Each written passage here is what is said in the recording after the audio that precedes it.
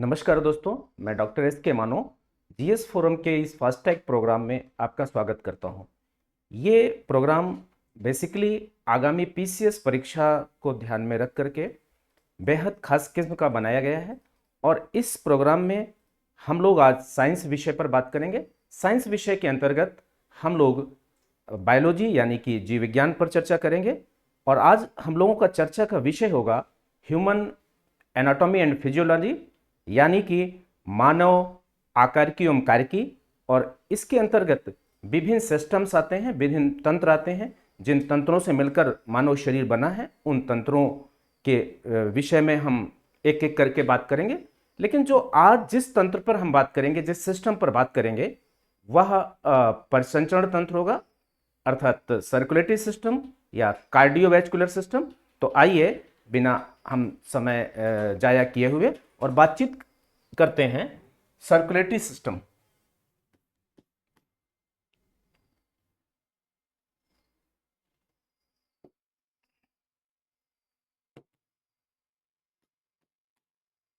Circulatory system, circulatory system also known cardiovascular system. Hindi में इसे हम परिसंचरण तंत्र कहेंगे। परिसंचरण तंत्र, ये इस परिसंचरण तंत्र पर बात करें हम, उसके पहले थोड़ा सा इसके बैकग्राउंड में अर्थात पृष्ठभूमि में हम जाएंगे कि कोई भी तंत्र बेसिकली बनता कैसे है, वो उसकी यूनिट क्या है, कहाँ से वो कैसे बनता है, और फिर ये देखेंगे कि इसका क्या जरूरत है परिसंचरण तंत्र की बॉडी में, क्या काम है इसका। तो इसकी यूनिट में हम अगर देखें तो सबसे पहले इसको समझने के लिए हमें कोशिका या सेल को समझना होगा। कोशिका या सेल, जैसा आपको इस बात का आइडिया होगा कि cell is structural and functional unit of living being और ऑर्गेनिज्म। किसी भी जीव के जीवन की यह सूक्ष्मतम इकाई है, फंडामेंटल इकाई है, यह बेसिक इकाई है कोशिका। कोशिका से कोई, चाहे वो बड़ा से बड़ा जीव हो या कोई छोटा जीव हो, उसके निर्माण में कोशिका का बहुत बड़ा योगदान है। तो कोशिका किसी भी जीव के जीवन की सूक्ष्मतम इकाई है। अब ये कोशिकाओं से मिलकर similar cell combines and form the tissue. कोशिकाओं से मिलकर के ऊतक का निर्माण होता है। टिश्यू अर्थात ऊतक, कोशिकाओं से ही ऊतक बनता है और ऊतक से फिर ऑर्गन बनते हैं, अंग बनते हैं, अंग, और ऑर्गन से मिलकर ऑर्गन सिस्टम बनता है। ऑर्गन सिस्टम अर्थात अंग तंत्र। उन्हीं अंग तंत्रों में से, और अंग तंत्रों की अगर हम बात करें तो हमारा शरीर कई अंग तंत्रों से मिलकर बना हुआ है, जैसे digestive system, respiratory system, excretory system, integumentary system, reproductive system, skeleton system, और उसी में से एक सिस्टम सर्कुलेटरी सिस्टम भी है। तो ये सिस्टम की जो यूनिट है या लिविंग बीइंग की यूनिट है वो कोशिका है।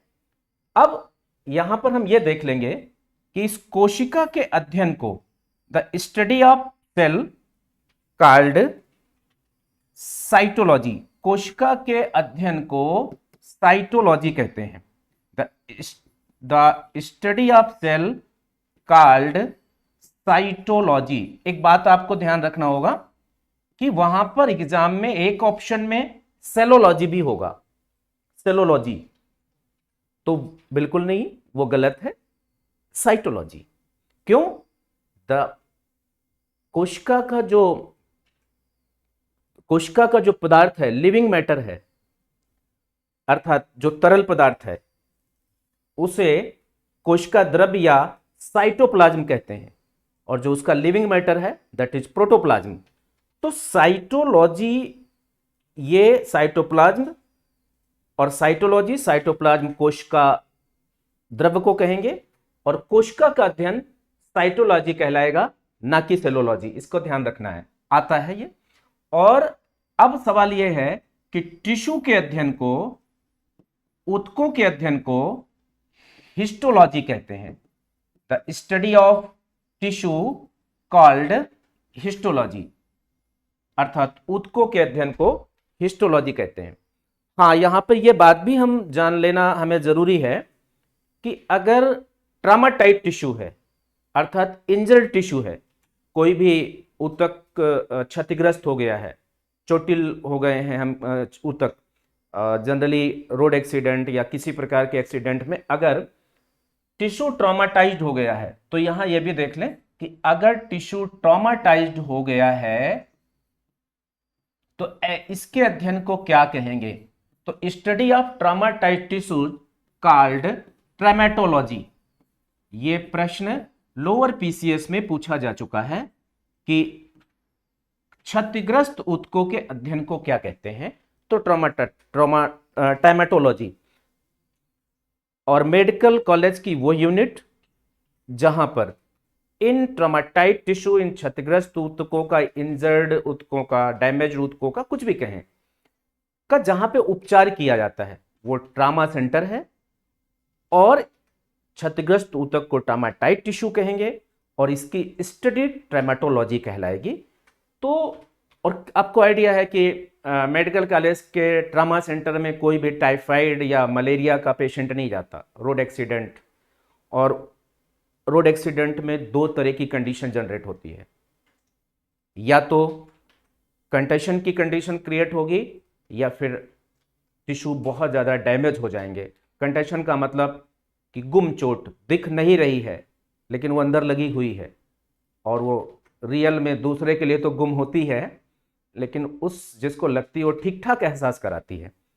तो अब यहाँ पे हम ये देखेंगे कि जो टिश्यू है इनसे मिलकर ऑर्गन बनता है और फिर ऑर्गन से ऑर्गन सिस्टम बनता है, अर्थात एक अंग तंत्र। और उन्हीं अंग तंत्रों में से एक अंग तंत्र ये है। मैं यहां पर जब आपको ये बता रहा हूं कि study of cell called cytology, तो मैं बिल्कुल अभी आपको कोशिका विज्ञान, साइटोलॉजी पे बातचीत नहीं कर रहा हूं, वो हम अलग एक क्लास में करेंगे। फिर हम कोशिका विज्ञान के अंदर, साइटोलॉजी के अंदर हम शॉनम स्लाइडन की सेल थ्योरी देखेंगे, पुरकिंजे का सिद्धांत देखेंगे। पुरकिंजे ने प्रोटोप्लाज्म, जो लिविंग मैटर को कोशिका के कहा, वो सब बातें देखेंगे हम। वो अलग एक यूनिट में हमने यहाँ पे ये बताने की कोशिश की कि शुरुआत यहाँ से इनसे मिलकर के ये सिस्टम। अब ऐसे ही हमारे शरीर में कई सिस्टम हैं, तो हम आज इस सिस्टम पे बात करेंगे जिसका अभी हमने बात किया कि परिसंचरण तंत्र। परिसंचरण तंत्र के अंतर्गत हम लोग ये देखेंगे कि ये बेसिकली बनता कैसे है और इसका काम क्या है, इसका रोल क्या है।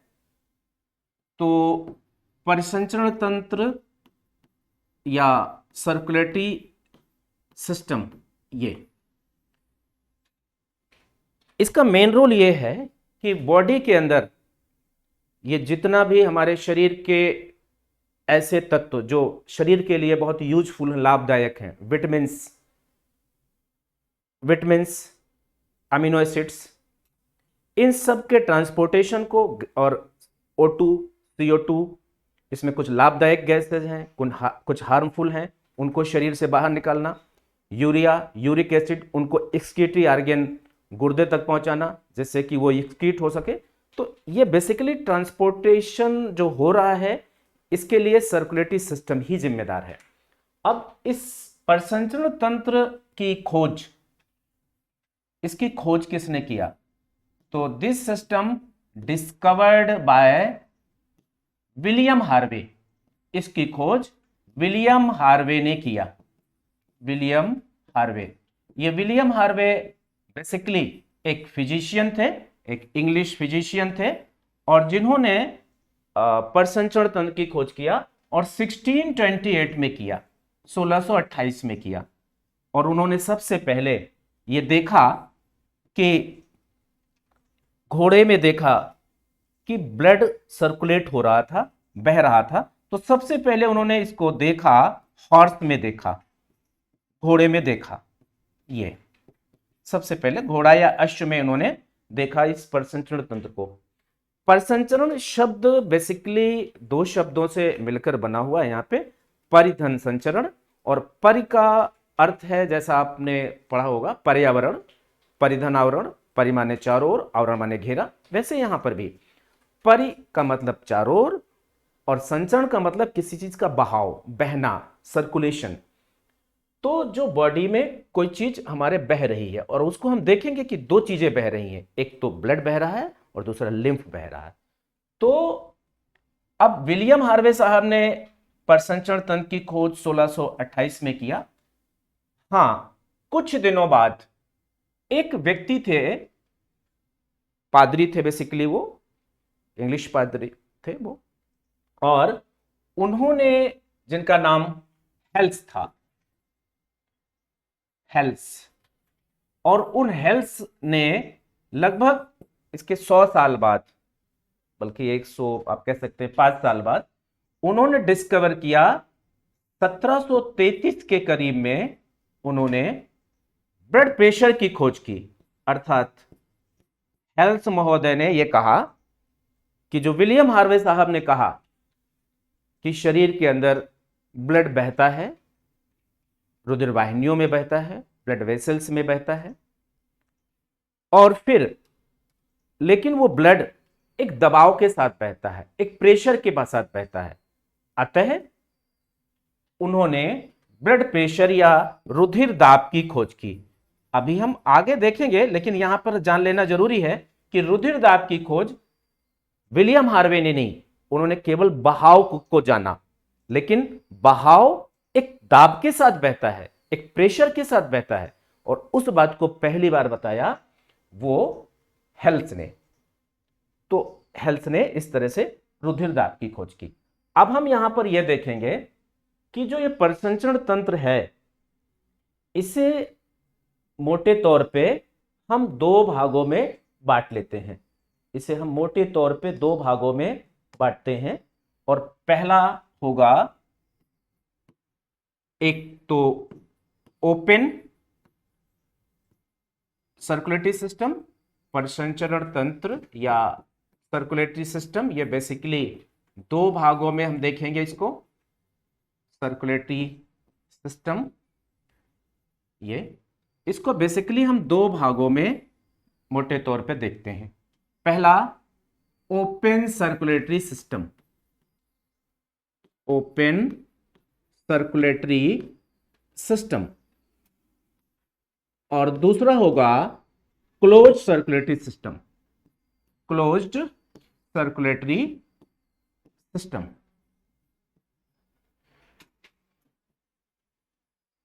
क्लोज्ड सर्कुलेटरी सिस्टम, ये हिंदी में खुला रुधिर परिसंचरण तंत्र और दूसरे का बंद रुधिर परिसंचरण तंत्र।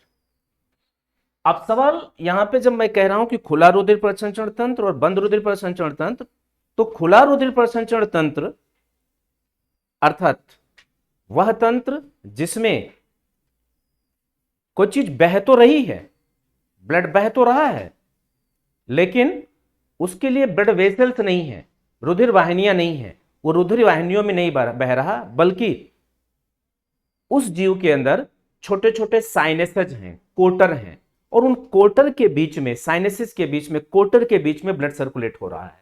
कहने का मतलब इस प्रकार के सिस्टम में किसी प्रकार की ब्लड वेसल्स नहीं होती हैं, रुधिर वाहिनियां नहीं होती हैं, सीधे साइनेसिस के बीच में ब्लड बहता है। और इसके इस प्रकार का जो सिस्टम है वो पाया जाता है। इसके एग्जाम्पल्स हैं, उदाहरण हैं, जैसे कॉकरोच, कॉकरोच, कॉकरोच है, पाइला है, अर्थात जैसे आप पाइला को आप घोंगा भी कह सकते हैं, कॉकरोच या तिलचट्टा। अब हम ये कह रहे हैं कि कॉकरोच तो केवल कॉकरोच ही नहीं, जितने फाइलम आर्थ्रोपोडा के हैं उनमें इस प्रकार का आर्थ्रोपोडा के जो भी जीव हैं उनमें, और फाइलम मोलस्का, के जो भी जीव हैं उनमें इस प्रकार का प्रसंचरण तंत्र पाया जाता है, बंद और खुला रुधिर प्रसंचरण तंत्र ये। और हम ये भी देखेंगे अभी आगे ब्लड वाले पार्ट में देखेंगे कि इनमें हीमोग्लोबिन भी नहीं होता है और इनमें हीमोसाइनिन होता है, और जिसके कारण इनका ब्लड रेड नहीं बल्कि व्हाइट होता है। और वहां पे रेस्पिरेटरी पिगमेंट जिसमें हीमोसाइनिन होगा उसमें रेस्पिरेटरी पिगमेंट वह हीमोग्लोबिन नहीं होगा, बल्कि उसमें हीम नहीं होगा बल्कि कॉपर होता है।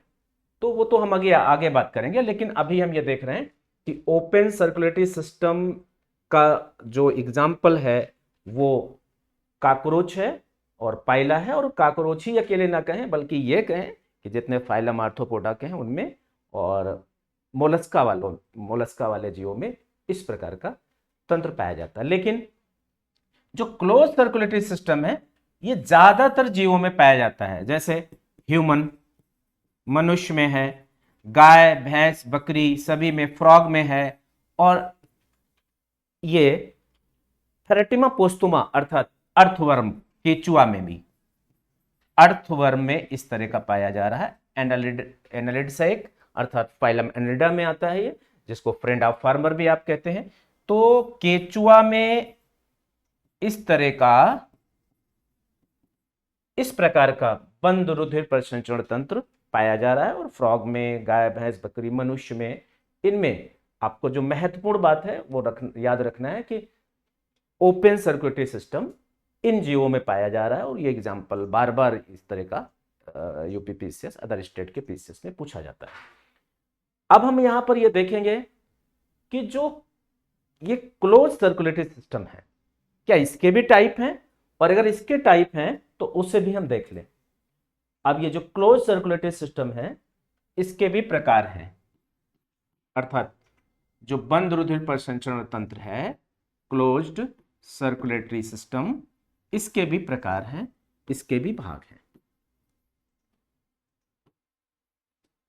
ये। और इसके मुख्यतः मोटे तौर पे दो भाग हैं, इसके मोटे तौर पे दो भाग हैं। पहला तो हम ये देखेंगे कि blood circulatory system, blood circulatory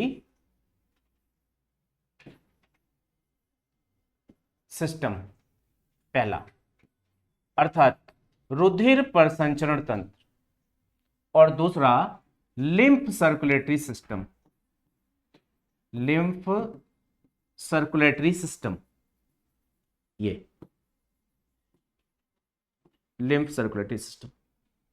पहला बंद रुधिर प्रसंचरण तंत्र और दूसरा वो पहला रुधिर प्रसंचरण तंत्र और दूसरा लसिका प्रसंचरण तंत्र।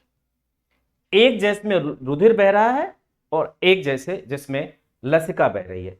हम इस पर चर्चा करें उसके पहले यह जान लेना जरूरी है कि ये लिम्फ है क्या, लसिका है क्या। तो बेसिकली आप ये समझिए कि लसिका का निर्माण ये ब्लड से ही होता है, और ब्लड की दो चीजें इसमें ज्यादा होती हैं, एक WBC और दूसरा CO2। तो ये जो लिम्फ है इसमें बेसिकली दो चीजें ज्यादा होती हैं लिम्फ में। एक तो अर्थात ये फॉर्म्ड किससे होता है, lymph formed by WBC plus CO2। ये वेरी इंपॉर्टेंट पॉइंट। तो लिम्फ में WBC और CO2 ये ज्यादा मात्रा में होते हैं, लसिका में। अब ये जो ब्लड सर्कुलेटरी सिस्टम है इसके भी पार्ट है, अर्थात ये किससे मिलकर बना होता है ये हमें देख लेना है। तो ये बेसिकली तीन चीजों से मिलकर बना होता है। एक तो इसमें हार्ट है, हार्ट, दूसरा ब्लड है, और तीसरा ब्लड वेसल्स है, ब्लड वेसल्स। ये मतलब कहने का, हृदय है, रुधिर है और रुधिर वाहिनियां हैं। इन तीन चीजों से मिलकर ये ब्लड सर्कुलेटरी सिस्टम बनता है। और ब्लड सर्कुलेटरी सिस्टम के अंतर्गत अभी हम इन तीन चीजों पर थोड़ा सा, यह है कि बहुत डिटेल में बात नहीं कर पाऊंगा, ये फास्ट ट्रैक प्रोग्राम है, बाकी फिर अन्य किसी प्रोग्राम में हम डिटेल में बात करेंगे। लेकिन आपका आगामी जो एग्जाम है उसको बस फोकस करते हुए उसको उसके मद्देनजर हम कैसे क्वेश्चन, कैसे वहाँ पे आपको ज़्यादा से ज़्यादा मिल पाएँ, आप एफर्ट कैसे कर पाएँ अच्छे से, तो हम इस पर चर्चा करें। उसके पहले थोड़ा सा हम लिम्फ सर्कुलेटरी सिस्टम के भी पार्ट देख लें कि क्या इसके भी पार्ट होते हैं। तो इसके भी तीन पार्ट हैं, इसके भी तीन पार्ट हैं। पहला तो यह है, पहला कि इसमें एक तो लिम्फ है, लिम्फ लसिका, जिसकी अभी हमने थोड़ी सी बात की कि ये इसका तरल वाला भाग है और ये WBC और CO2 से बना हुआ है। लिम्फ के बाद लिम्फ नोड्स हैं, लिम्फ नोड्स, लिम्फ के बाद लिम्फ नोड्स अर्थात लसिका ग्रंथिकाएं। ये ग्लैंडुलर सिस्टम है, इसमें ग्रंथियां हैं अर्थात लिम्फ नोड्स हैं इसमें। और तीसरा लिम्फ वेसल्स, ये लिम्फ वेसल्स, इन तीन चीजों से मिलकर के भी ये बनता है। तो ये इस तरह से हमने इसको भी देखा। हम एक यहाँ पे छोटा सा प्रश्न जनरेट करना चाह रहे हैं और ये जानना चाह रहे हैं कि वो कौन सा ऐसा हमारे बॉडी का सिस्टम है, वो सिस्टम, वो हमारा कौन सी ऐसी डिजीज है, सिस्टम तो यही है, ऐसी कौन सी डिजीज है जिसमें ये सिस्टम बुरी तरीके से प्रभावित होता है, वो कौन सी डिजीज है। और हाँ, एक खास बात ये ध्यान रखना है कि जिस सिस्टम पे हम चर्चा करेंगे उस सिस्टम की डिजीज को हम उस सिस्टम के बाद ही देख लेंगे। ऐसा नहीं कि डिजीज फिर हम एक साथ बात करें, डिजीज एक साथ बात करने से यह होता है कि उनमें कंफ्यूजन होती है।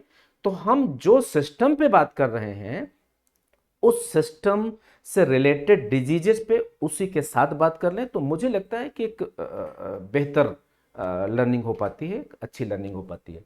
तो जैसे अभी हमने ये जानना चाहा कि ऐसी कौन सी डिजीज है जिसमें यह सिस्टम बुरी तरीके से प्रभावित होता है, तो हम इसे देख लेते हैं। ये सिस्टम बुरी तरीके से प्रभावित होता है, एक डिजीज होती है जिसको आपने सुना होगा, एलिफेंटाइसिस और फाइलेरिसिस, फाइलेरिसिस और एलिफेंटाइसिस।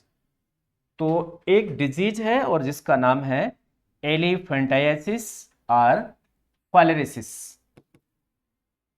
ये एलिफेंटाइसिस और पाइलेरिसिस, ये हाँ, हिंदी में कहें तो इसका नाम सामान्य जो है वो शब्दों में फाइलेरिया कह दिया जाता है इसको, फाइलेरिया। या कभी कभी आप इसको हाथी पांव, हाथी पांव एलिफेंटाइसिस नाम से भी देखेंगे। अच्छा, कभी कभी इसको फील पांव भी कह देते हैं। तो शब्दों का खेल PCS में खास करके बहुत चलता है, तो उसके मद्देनजर हम इस पे भी चर्चा करें कि भाई अगर वो उस शब्द का अल्टरनेटिव शब्द कोई रख रहा है तो हमसे चूक ना हो। तो इसलिए हम अगर कोई बहुत खास ऐसा बीमारी है या कोई ऐसा खास शब्द है जिसके कई जो है अल्टरनेटिव हो सकते हैं, तो उनको हम जान लें।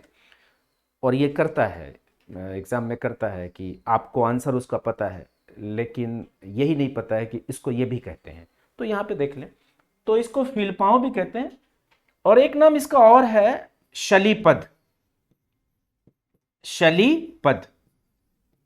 ये तो आप एलिफेंटाइसिस बोले, फाइलेरिसिस बोले, हिंदी में फाइलेरिया बोले, हाथी पांव बोले, फील पांव बोले और शलीपद बोले।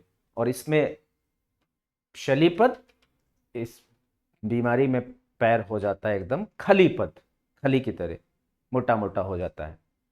तो अब हम इसमें एलिफेंटाइसिस में देखते हैं कि ये तो हमने देख लिया कि इसमें अफेक्टेड क्या होता है, प्रभावित क्या होता है।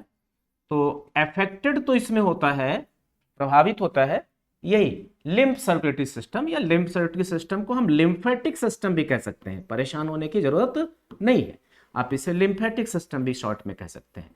तो इसमें तो अफेक्टेड सिस्टम क्या है, लिम्फेटिक सिस्टम।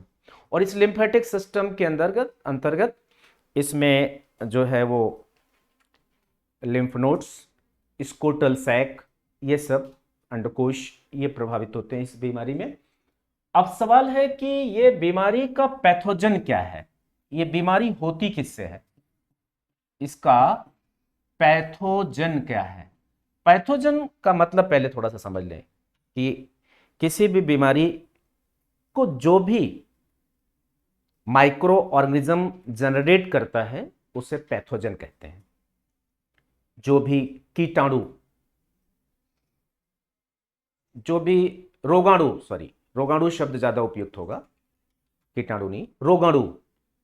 अभी ये नहीं पता है कि वो रोगाणु में वो जीवाणु, किसी अन्य बीमारी में रोगाणु में वो जीवाणु है, विषाणु है, कि वो वम्स है, कि प्लेटीहेल्मिन्थेस है, कि प्रोटोजोआ है, ये नहीं पता है। लेकिन रोगाणु अर्थात वो रोग को जनरेट करे, तो जो रोग को जनरेट करता है उसे पैथोजन कहते हैं।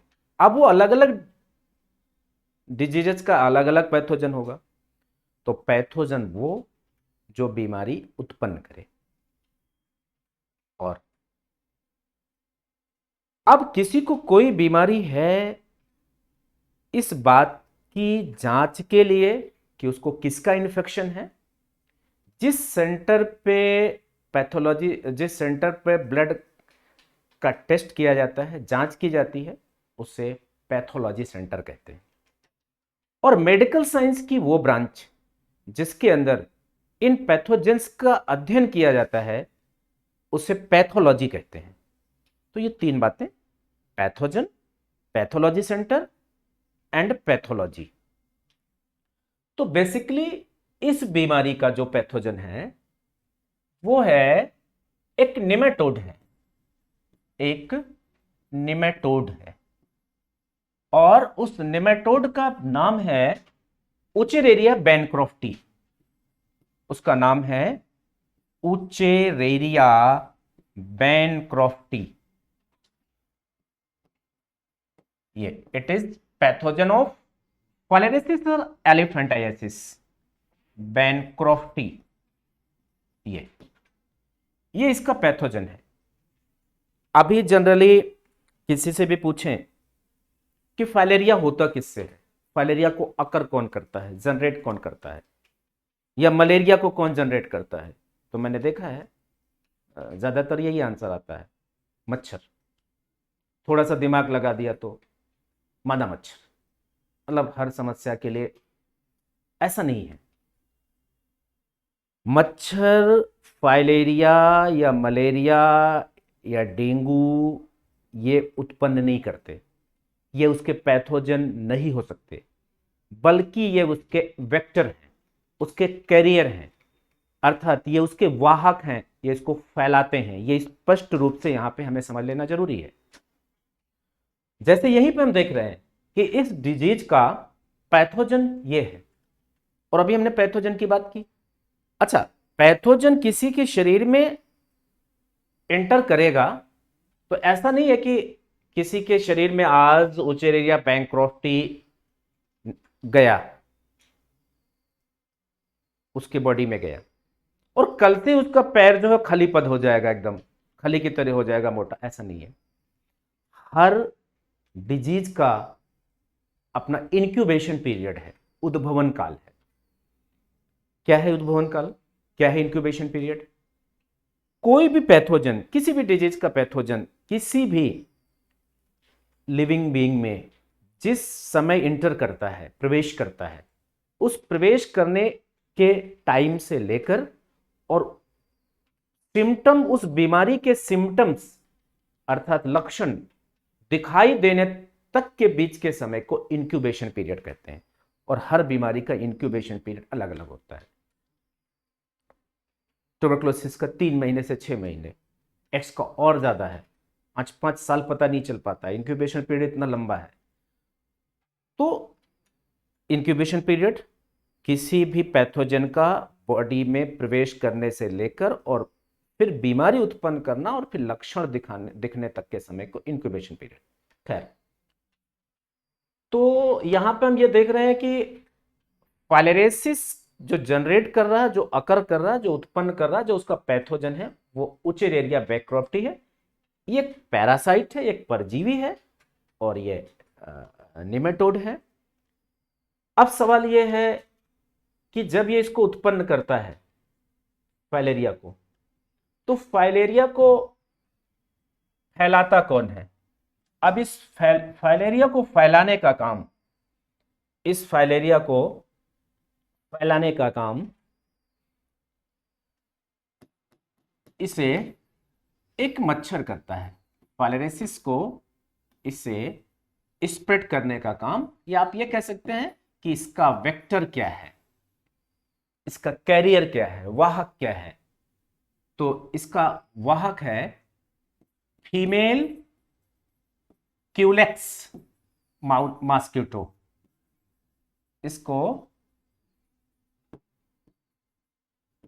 इसको मादा क्यूलेक्स मच्छर फैलाता है। जैसा आप जानते हैं कि मलेरिया को मादा एनोफ्लीज मच्छर फैलाता है, फीमेल एनोफ्लीज। तो अभी हम फाइलेरिया, मलेरिया, डेंगू, चिकनगुनिया, इन सब के वेक्टर को एक कंपेरेटिव पॉइंट के अंदर, एक तुलनात्मक बिंदु के अंदर कि हमें क्वेश्चन एक साथ आए या एक करके आए तो हम कैसे वहां पे कंफ्यूज ना रहें।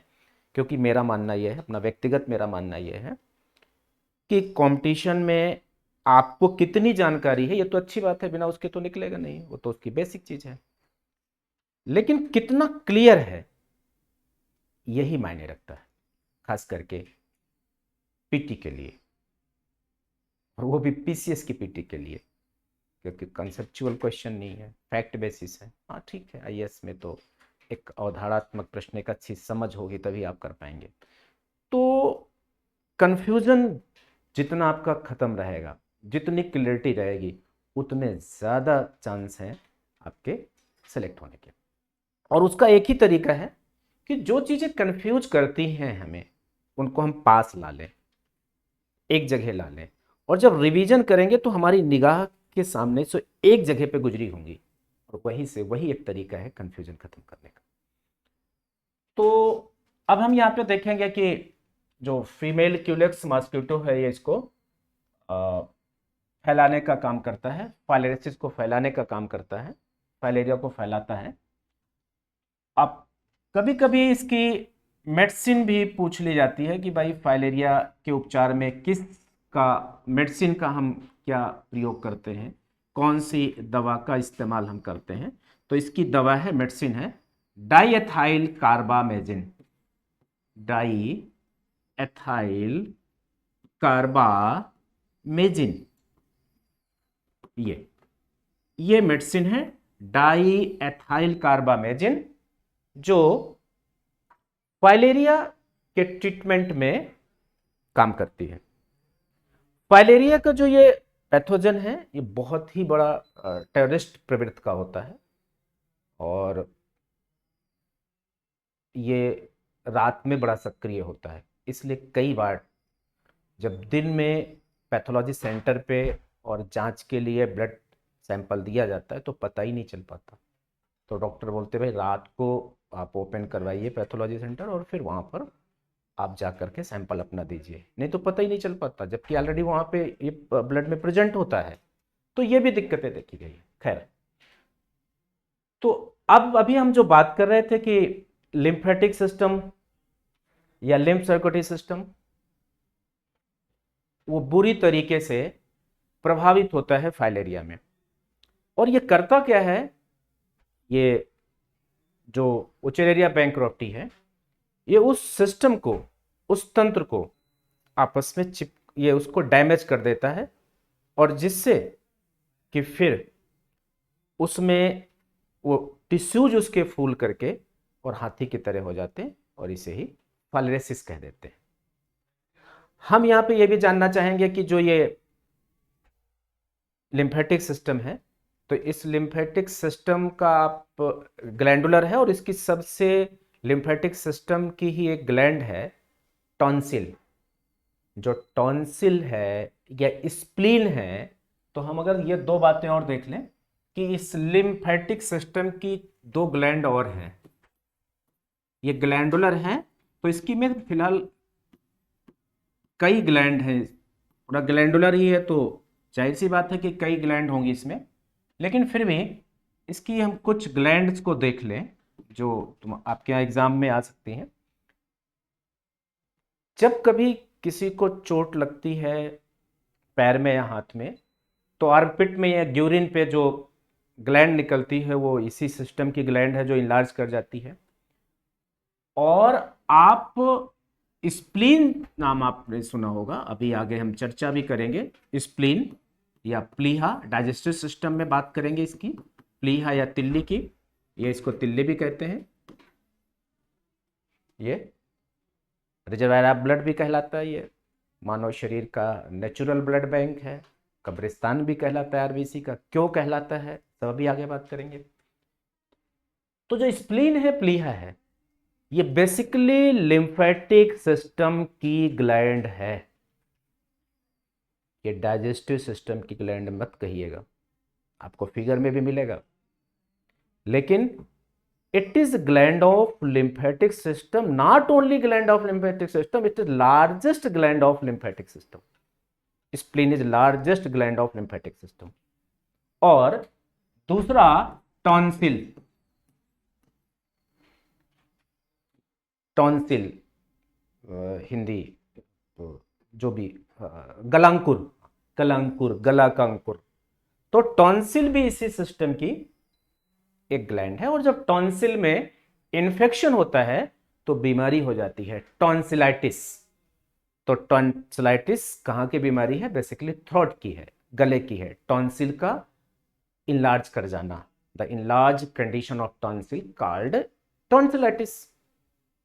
और ये दोनों की दोनों, both glands are consist in lymphatic system. और मैं एक बात यहाँ पे और थोड़ा सा समझ वाली हम लोग कर लें कि हमारे बॉडी के कई पार्ट्स ऐसे हैं, कोई एक सिद्धांत या कोई एक नियम नहीं है कि ऐसा हर बार होता है, लेकिन एक जानने के लिए हमारे बॉडी के कई ऐसे पार्ट हैं जिनमें आइटिस आप लगा दें तो उसकी इन्फेक्शियस कंडीशन को प्रदर्शित करते हैं। ये बीमारी की पहचानने का हम तरीका आपको बता रहे हैं। जैसे मतलब कहने का यह है कि बॉडी का पार्ट है और उसमें आइटिस लगा दो तो कोई एक बीमारी बताएगा। जैसे सपोज लीवर का दूसरा नाम, एक एग्जांपल दे रहा है, बाकी मैं अभी आपको लास्ट क्लास में मैं आपको लगभग 30-35 शब्द लिखाऊंगा, वर्ड्स लिखाऊंगा, और वो शब्द ऐसे होंगे जो साइंस के अंदर और खास करके डिजीजेस में बड़ा हेल्प करेंगे, पहचानने में बड़ा मदद करेंगे। और भी पूरे के पूरे एनाटॉमी फिजियोलॉजी में करेंगे, लेकिन खास करके डिजीजेज में 30 से 35 ऐसे शब्द लिखाऊंगा। जैसे एक एग्जांपल, लीवर का एक दूसरा नाम हिपैटिक है। और क्यों हिपैटिक है फिर वहां बात करेंगे। मतलब 60% part of liver form by hepatic cell, so liver also known hepatic. तो हिपैटिक में इन्फेक्शन हो जाएगा तो बीमारी हो जाएगी हिपेटाइटिस। ये देखिए आइटिस लग गया, तो कभी आ जाए कि हिपेटाइटिस में क्या प्रभावित होता है, तो आराम से आप आइटिस को हटाइए, शब्द जो बनता है उसको देखिए कि उसकी मीनिंग क्या है, और फिर ये समझ लीजिए कि भाई इस ऑर्गन से रिलेटेड है। तो लीवर का अल्टरनेटिव नेम है हिपेटिक, और उसमें इंफेक्शन हो जाएगा तो बीमारी हो जाएगी हिपेटाइटिस। ऐसे तमाम है। Conjunctivitis, meningitis, the covering membrane of brain called meninges, infectious condition of meninges called meningitis। मतलब हमारे ब्रेन के चारों तरफ की झिल्ली मेनिंजस कहलाती है, मेनिंजस। और जब उसमें इन्फेक्शन होता है तो मेनिंजाइटिस, और दैट इज मेनिंगोकोकल बैक्टीरिया से होता है वो। ऐसे ब्रेन का दूसरा नाम इंसेफ्लान है, और जब उसमें इन्फेक्शन हो जाए तो इंसेफ्लाइटिस, जिसको आप ब्रेन फीवर कह देते हो, दिमागी बुखार, मस्तिष्क ज्वर, ऐसे बहुत से। तो आइटिस, अगर उस आइटिस को हटा लें, जो शब्द बचता है उसकी मीनिंग निकाल लें, तो इसका मतलब वो उस ऑर्गन से रिलेटेड डिजीज है। तो ये तो अभी हमने इसके विषय में बात किया। अब हम लोग ये देखेंगे कि जो ब्लड सर्कुलेटरी सिस्टम पे अभी हम लोग बात कर रहे थे कि ये ब्लड सर्कुलेटरी सिस्टम, रुधिर परिसंचरण तंत्र, ये और इसके अंदर हम लोगों ने अभी 3 बातें देखी थी कि एक तो हार्ट है, और दूसरा ब्लड है, और तीसरा ब्लड वेसल। अब आप इसको कार्डियोवैस्कुलर सिस्टम भी कह सकते हैं, कार्डियोवैस्कुलर सिस्टम भी कह सकते हैं आप इसे। ये थोड़ा सा एक बात यहां पे, मैं आर ऐसे बनाता हूं, वी ऐसे बनाता हूं, तो आप इसको वी नहीं समझेंगे, ये थोड़ा सा ये जानना जरूरी है। तो कार्डियोवैस्कुलर सिस्टम, तो अब इसके अंदर हम सबसे पहले ये देखते हैं कि 3 चीजें हैं, लेकिन इसके सबसे पहले इसके अंदर हम देखते हैं हार्ट। हार्ट हार्ट का दूसरा नाम कार्डिया भी है, और हार्ट का तीसरा नाम कॉर भी है। Cardia is a Greek word, आप समझ ऐसे सुनते होंगे, ये ग्रीक भाषा का शब्द है। Cardia is a Greek word, cor is a Latin word. ये और सबका मतलब ही है कि हृदय, सबका मतलब ही है हृदय या दिल। दिल, दिल दिगर इगर जिगर यहां वहां। तो मैं थोड़ा सा ये कहना चाहूंगा कि अक्सर जिगर को दिल मान लेते हैं, गलत है। जिगर लीवर को कहते हैं, यकृत को कहते हैं जिगर, हिपैटिक को। तो हृदय जो है ये, और इसका एक नाम कार्डिया। कई बार हिंदी या इंग्लिश के एक से अधिक नाम जान लेने से थोड़ा सा लोड तो बढ़ता है, लेकिन फायदे बहुत होते हैं। मैंने देखा है, ये व्यक्तिगत मेरा अपना अनुभव रहा है। एक समझ को विकसित करने में बड़ी मदद मिलती है। जैसे अगर ये किसी को पता है कि हार्ट का दूसरा नाम कार्डिया है, तो उसे तनिक भी दिक्कत नहीं होगी कि हार्ट का अध्ययन कार्डियोलॉजी कहलाएगा। The study of heart called cardiology, क्योंकि कार्डिया हार्ट का दूसरा नाम, और logy, logy means study, so you can से the study of heart called cardiology. तो पहला पॉइंट ही यह निकल कर आएगा कि इसके अध्ययन को हम क्या कहेंगे। तो the study of heart called cardiology. कहीं पर ये आप नहीं लिखा देंगे कि वहां हार्टियोलॉजी लिखा होगा, नहीं, कार्डियोलॉजी। तो study of heart called cardiology. दूसरा, अगर अब आपको यह पता है कि भाई हार्ट का एक नाम कोर है, कोर,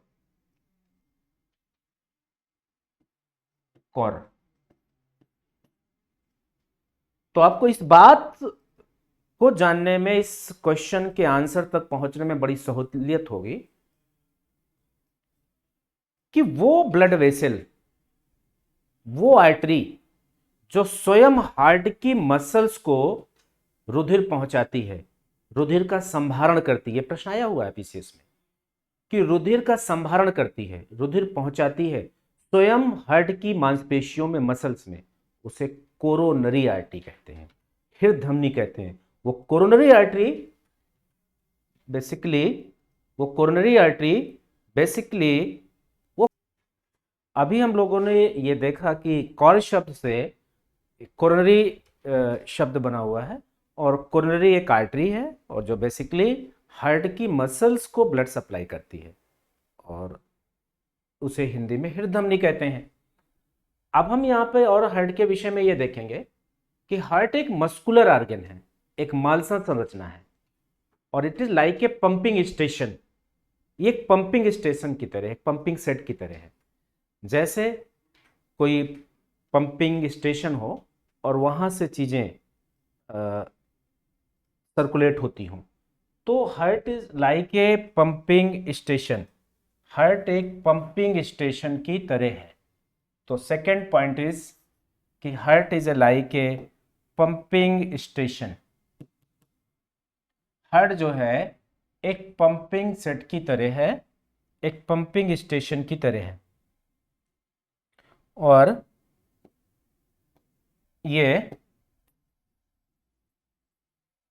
इसमें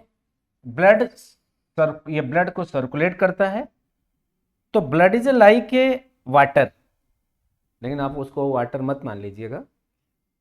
और blood vessels is like a water tube, अर्थात पाइप की तरह है। जो ब्लड वेसल्स है वो पाइप की तरह है, और ब्लड वाटर है, और हार्ट एक पंपिंग सेट की तरह है, वो उसके सर्कुलेट कर रहा है। तो अब हम लोग देखेंगे यहाँ पे कि heart is like a pumping station. ये एक पंपिंग स्टेशन की तरह है। ये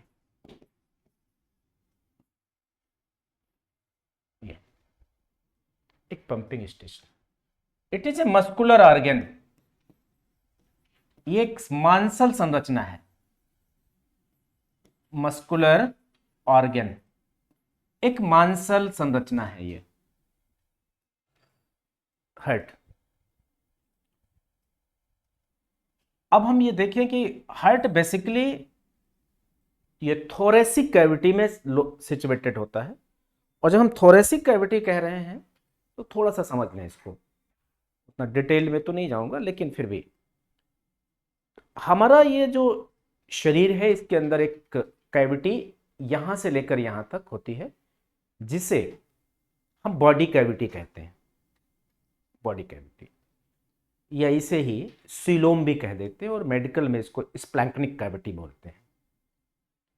अब ये कैविटी 2 पार्ट्स में डिवाइड होती है। यहां पे एक डायफ्राम होता है, तंतुपट, और diaphragm found by wide connective tissue. Diaphragm श्वेत संयोजी ऊतकों का बना होता है, इस जगह होता है। It is like a divider, it divide coelom और स्प्लैंक्निक cavity in 2 parts. The upper part is called thoracic cavity and lower part is called abdominal cavity. यानी कि जो शरीर गुहा है या देह गुहा है, जिसको अभी हमने बोला स्प्लैंक्निक कैविटी, ये स्प्लैंक्निक कैविटी बेसिकली 2 पार्ट्स में डिवाइड है। अपर पार्ट को हम थोरेसिक कैविटी कहेंगे और नीचे वाले पार्ट को हम एब्डोमिनल कैविटी कहेंगे। बेसिकली जो ये हार्ट है ये थोरेसिक कैविटी में लोकेटेड है। तो इसकी सिचुएशन अगर हम देखें कि heart situated in thoracic cavity, ये थोरेसिक कैविटी में स्थित है। वक्षीय गुहा हिंदी में इसके लिए शब्द प्रयोग करेंगे कि वक्षीय गुहा में है, और डायफ्राम के ऊपर की गुहा को थोरेसिक कैविटी कहते हैं, और डायफ्राम के नीचे की गुहा को एब्डोमिनल कैविटी कहते हैं। और ये सीलोम के 2 पार्ट हो गए। तो थोरेसिक कैविटी में है। अभी जब कोई ये फास्ट ट्रैक प्रोग्राम ना होता तो वहीं से शुरू करता मैं, और वहीं से करता हूँ। पहले पूरी सीलोम को दिखाना, सीलोम के ऑर्गन्स दिखाना, थोरेसिक कैविटी के ऑर्गन्स दिखाना, और उसके बहुत डिटेल में, तो वो एक दूसरे प्रोग्राम का मैटर है। तो थोरेसिक कैविटी में है, और पर्टिकुलर थोड़ा सा ऐसा तिरछा लेफ्ट साइड की तरफ है, बाएं साइड की तरफ थोड़ा सा तिरछा है। Heart shape is conical. हृदय का जो आकार है वो शंक्वाकार होता है। हृदय का आकार कैसा है? शंक्वाकार है। हार्ट शेप इज कॉनिकल, अर्थात हम ये देखें कि इसका आकार कैसा है, तो इसका आकार शंक्वाकार है। हार्ट शेप इज कॉनिकल, ये हम देखते हैं कि इसका आकार कैसा है, तो इसका आकार शंक्वाकार है, ये शंकु की तरह है। तो अभी तो हम लोगों ने इसकी सिचुएशन या लोकेशन देखी, अब हम इसका आकार देखें तो ये कॉनिकल शेप है। कैसा है? कॉनिकल शेप, शंकु के आकार का है, शंकु के आकार। लेकिन फर्क है, आकार तो शंकु का है, लेकिन इसका जो आकार में, शेप में शंकु की तरह, लेकिन साइज अगर हम देखें कि साइज कैसा है इसका, तो साइज में ये बंद मुट्ठी की तरह, बंद मुट्ठी की बराबर है, ये बंद मुट्ठी के बराबर, अर्थात ये क्लोज विस्ट की तरह है, बंद मुट्ठी ऐसे। हार्ट इतना साइज का होता है और आकार में आप देखेंगे तो ऊपर चौड़ा और नीचे सकरा, ये मस्कुलर ऑर्गन है। इसकी एक खास बात और है कि अगर हम इसका वेट देखें कि इसका वेट क्या है, इसका भार क्या है, तो इसका भार पुरुषों और महिलाओं में अलग अलग है।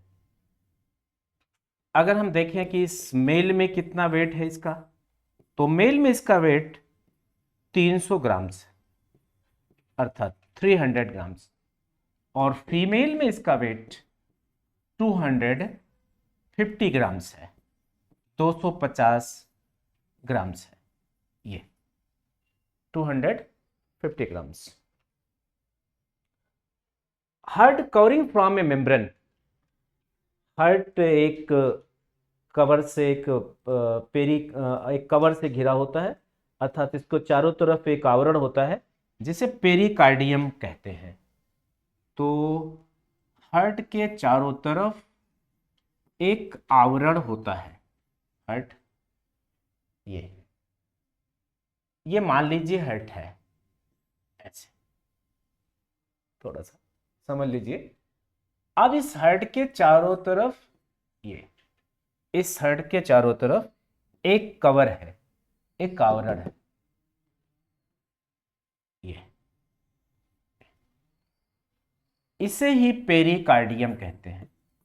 तो heart covering from A membrane, that is called pericardium. Hindi में कुछ हृदय आवरण कहेंगे इसे, कि ये चारों तरफ से एक आवरण से घिरा होता है और जिसे हृदय आवरण कहते हैं, ये पेरिकार्डियम।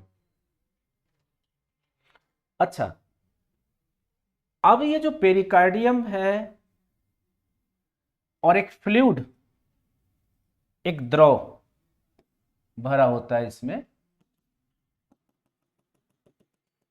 एक द्रव भरा होता है जिसको पेरिकार्डियल फ्लूइड कहते हैं, ये पेरिकार्डियल फ्लूइड।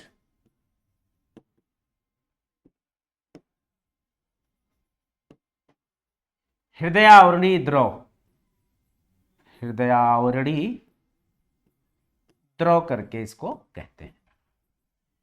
इसका मुख्य काम है, ये क्वेश्चन भी पूछा जा चुका है, इसका मेन फंक्शन ये है, इसका मेन काम ये है कि ये हृदय की सुरक्षा करता है, इट प्रोटेक्ट टू हार्ट, ये हृदय की सुरक्षा करता है। यही जो द्रव है ये हृदय की सुरक्षा करता है, इट प्रोटेक्ट टू हार्ट, इसका काम है हृदय की सुरक्षा करना। अर्थात हार्ट हमारे बॉडी का एक ऐसा ऑर्गन है जो एम्ब्रियोनिक पीरियड से लेकर के ताउम्र जीवन पर्यंत एक लय के साथ, बिना थके, बिना रुके, यद्यपि थोड़ा सा उसके विषय में भी रेस्ट की बात कही गई है, लेकिन बिना रुके, बिना थके, जीवन पर्यंत ताउम्र एक काम करता रहता है। और इस का ये मृत्यु होगी तभी रुकेगा, ये कह लीजिए कि इसका रुकना ही मृत्यु की घोषणा। ताउम्र एम्ब्रियोनिक पीरियड से ये इसमें पल्सेशन, धड़कन शुरू हो जाती है। तो हृदय की सुरक्षा करता, तो इस इतने बड़े लगातार इतने दिनों तक कार्य करने से और पंपिंग सेट की तरह धड़क रहा है, तो इसमें कुछ ना कुछ इसको ये कह सकते हैं कि झटके लगेंगे। और आप अलग से जो झटके देते हैं वो तो अलग की बात है, तो उस पे तो वो आपकी चॉइस है, उस पर मैं क्या बोल सकता हूँ। तो ये मैं कह रहा हूँ कि ये जो द्रव है ये इसको प्रोटेक्ट करता है। It is like a lubricate material, ये एक लुब्रिकेट मटेरियल की तरह है, ये एक लुब्रिकेट मटेरियल की तरह एक उसकी लुब्रिकेटिंग करता है। तो it is like a lubricate, एक लुब्रिकेट मटेरियल है ये जो फ्लूइड है, और प्रोटेक्ट करता है हेड को। तो मोटे तौर पे हमने ये देखा कि चारों तरफ की झिल्ली को पेरिकार्डियम, फिर फ्लूइड है इसके चारों तरफ जिसको हम पेरिकार्डियल फ्लूइड कहेंगे, ये इसको। और जो बेसिकली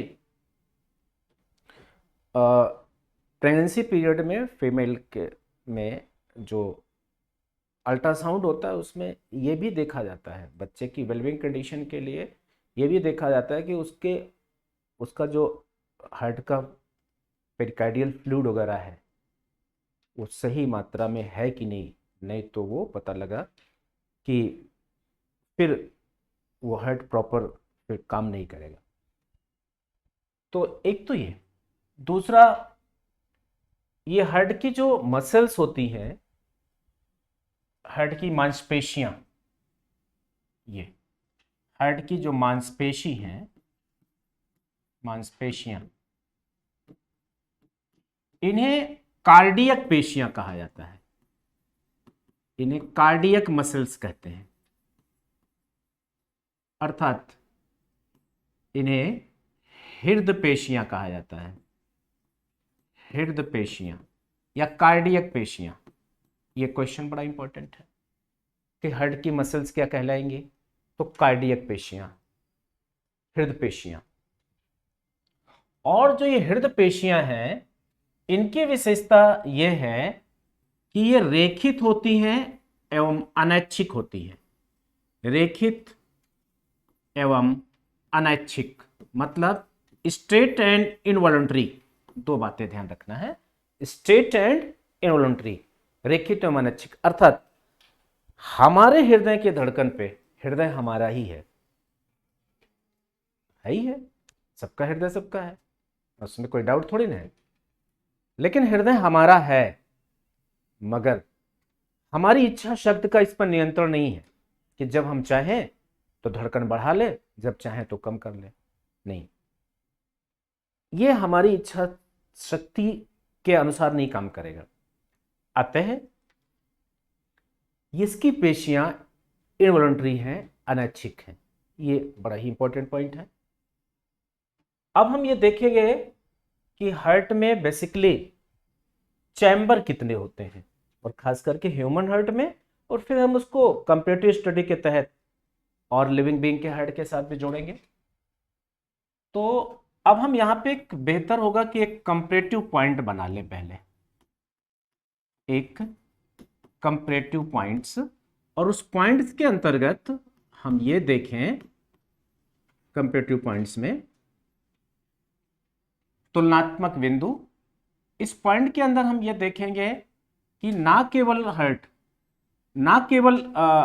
ह्यूमन हार्ट बल्कि और भी लिविंग बीइंग के हार्ट को यहीं पर हम तुलनात्मक दृष्टि से समझ लें। तो जैसे अब हम ह्यूमन की ही सबसे पहले बात कर लें, ह्यूमन हार्ट कंपैरेटिव पॉइंट, और उसमें भी ह्यूमन हार्ट, ये ह्यूमन हार्ट में 4 चैम्बर्स होते हैं, कितने चैम्बर्स हैं? 4 चैम्बर्स। ये ये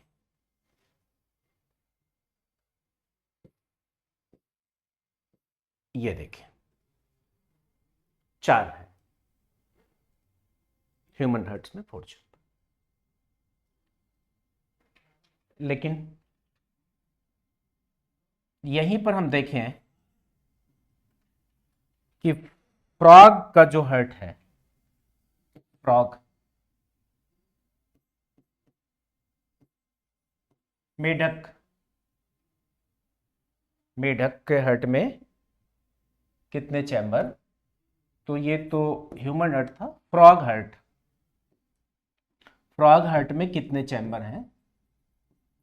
ये तो फ्रॉग हार्ट में 3 चैम्बर्स हैं, 3 चैम्बर्स।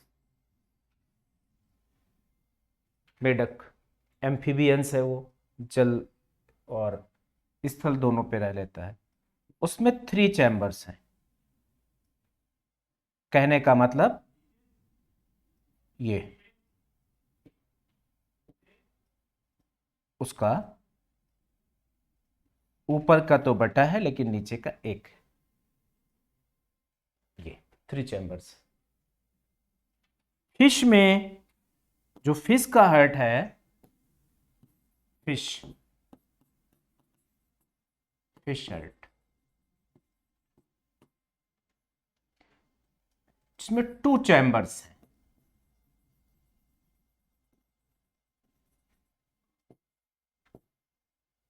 ये ओनली 2।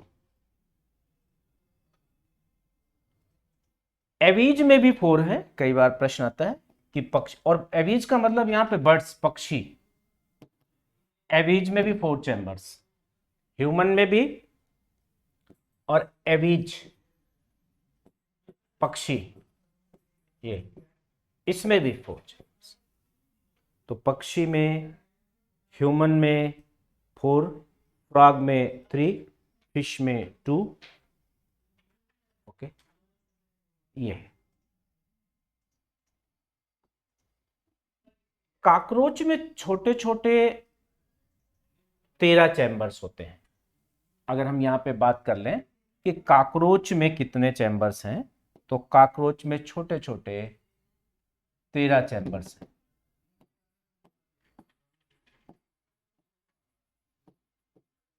कॉकरोच में 13 चैम्बर्स, 13 है। और एक बात और यहां पे हम जान लें, कॉकरोच में जो श्वसन प्रक्रिया है, खैर थोड़ा सा बोल दें, वो स्प्रेकल्स से होता है। उसके स्किन में, त्वचा में छोटे छोटे श्वसन छिद्र होते हैं और उससे वो सांस लेता है, जिनको स्प्रेकल्स कहते हैं, स्प्रेकल्स से सांस लेता है। तो ये तो अभी हमने हार्ट के विषय में बात किया कि भाई ये इसमें इतने चैम्बर होते हैं। अब हम ये देख लें कि हार्ट का जो इंपॉर्टेंट पॉइंट, उसके अंदर के कुछ, हार्ट के अंदर के ऑर्गन को हम देख लें कि वो महत्वपूर्ण कौन कौन से, शॉर्ट में। तो ये हार्ट है, इसका ये हार्ट का ये राइट एट्रियम है, राइट एट्रियम या ऑर्कल, दायां अलिंद, राइट एट्रियम और ऑर्कल, लेफ्ट एट्रियम या ऑर्कल, और राइट वेंट्रिकल, राइट वेंट्रिकल, और ये है लेफ्ट वेंट्रिकल, लेफ्ट वेंट्रिकल। दायां अलिंद, बायां अलिंद, दायां निलय, बायां निलय, ये ऊपर वाले अलिंद हैं और नीचे वाले निलय हैं, ये। और इसमें इस वाले पार्ट में, राइट साइड वाले पार्ट में, अर्थात इधर, इधर डीऑक्सीजनेटेड ब्लड होता है और इधर ऑक्सीजनेटेड होता है। पूरे इधर वाले भाग में मैं बोल रहा हूं कि डीऑक्सीजनेटेड और इधर ऑक्सीजनेटेड। इस डीऑक्सीजनेटेड वाले पार्ट को पल्मोनरी हार्ट कह देते हैं और इधर वाले पार्ट को सिस्टेमिक हार्ट कह देते हैं। अब सवाल यह है कि इस हार्ट के अंदर की कुछ संरचनाएं हैं जिनको हम शॉर्ट में देख लें। तो जैसे इस राइट एट्रियम में एक यहां पर नोड होता है जिसे एस ए नोड कहते हैं। इसका नाम है S A node. S A node, sinoatrial node, full form sinoatrial node, इसको पूरे रूप में ऐसे कहेंगे, शिरा अलिंदीय घुंडी हिंदी में। इसी को पेसमेकर कहते हैं। और जब कभी यही खराब होता है तो फिर आर्टिफिशियल पेसमेकर की जरूरत पड़ती है, फिर पेसमेकर इंसर्ट करना पड़ता है, उसको भी हम बात करेंगे। तो फिर ये पेसमेकर लगाना पड़ता है। ये पेसमेकर अर्थात गति निर्धारक, गति प्रेरक हिंदी में ऐसे शब्दों का इस्तेमाल करता है। तो लेकिन आप इंग्लिश थोड़ा सा समझें। तो एसए नोड या पेसमेकर, इसी को गैस्केल्स नोड भी कहते हैं। गैस्केल्स नोड। और कभी प्रश्न आए कि हार्ट ऑफ हार्ट किसे कहा जाता है? SA node also known heart of heart. Heart of heart, इसे हृदय का हृदय भी कहते हैं। मतलब हृदय तो है लेकिन हृदय का हृदय, ये हृदय का हृदय, हृदय का हृदय, है ना। जैसे दादा भाई नौरोजी ने आर्थिक दोहन की जो पॉलिसी थी अंग्रेजों की, उसको अनिष्टों का अनिष्ट कहा, इविल ऑफ इविल्स। ठीक वैसे ना, मतलब अनिष्टों का अनिष्ट। खैर, तो हृदय का हृदय, हृदय का हृदय इस पार्ट को कहते हैं। अब हम ये देखते हैं कि इसका फंक्शन क्या है, इसका काम क्या है। इसका काम क्या है, ये कौन सा काम करता है? अनिष्टों, ये सॉरी, तो इसका काम ये है कि यही हार्ट में धड़कन या इंपल्स जनरेट करता है। तो इट इज रेस्पॉन्सिबल टू, इसका काम क्या है? इसका पहला, इसका काम यह है कि यह हृदय में धड़कन उत्पन्न करता है। ये हृदय में धड़कन के लिए जिम्मेदार है, अर्थात पल्सेशन के लिए जिम्मेदार है। पल्सेशन, यही धड़कन उत्पन्न करता है। धड़कन यहां उत्पन्न होती है, फिर एट्रोवेंट्रियल नोड में आएगी यहां पे, और फिर एट्रोवेंट्रियल नोड से, एट्रियोवेंट्रिकुलर नोड से फिर आगे आएगी, फिर यहां पे बंडल होंगे, और फिर यहां से इधर आएगी और यहां पुरकिंजे फाइब्रस होंगे। तो ये जनरेट करेगा धड़कन को, फिर एवी नोड तक पहुंचेगी, एवी नोड से फिर यहां पे धड़कन, और फिर पुरकिंजे फाइब्रस। कई बार आया कि पुरकिंजे फाइब्रस का संबंध, पुरकिंजे तंतु का संबंध किससे है? तो आप कहेंगे हार्ट से।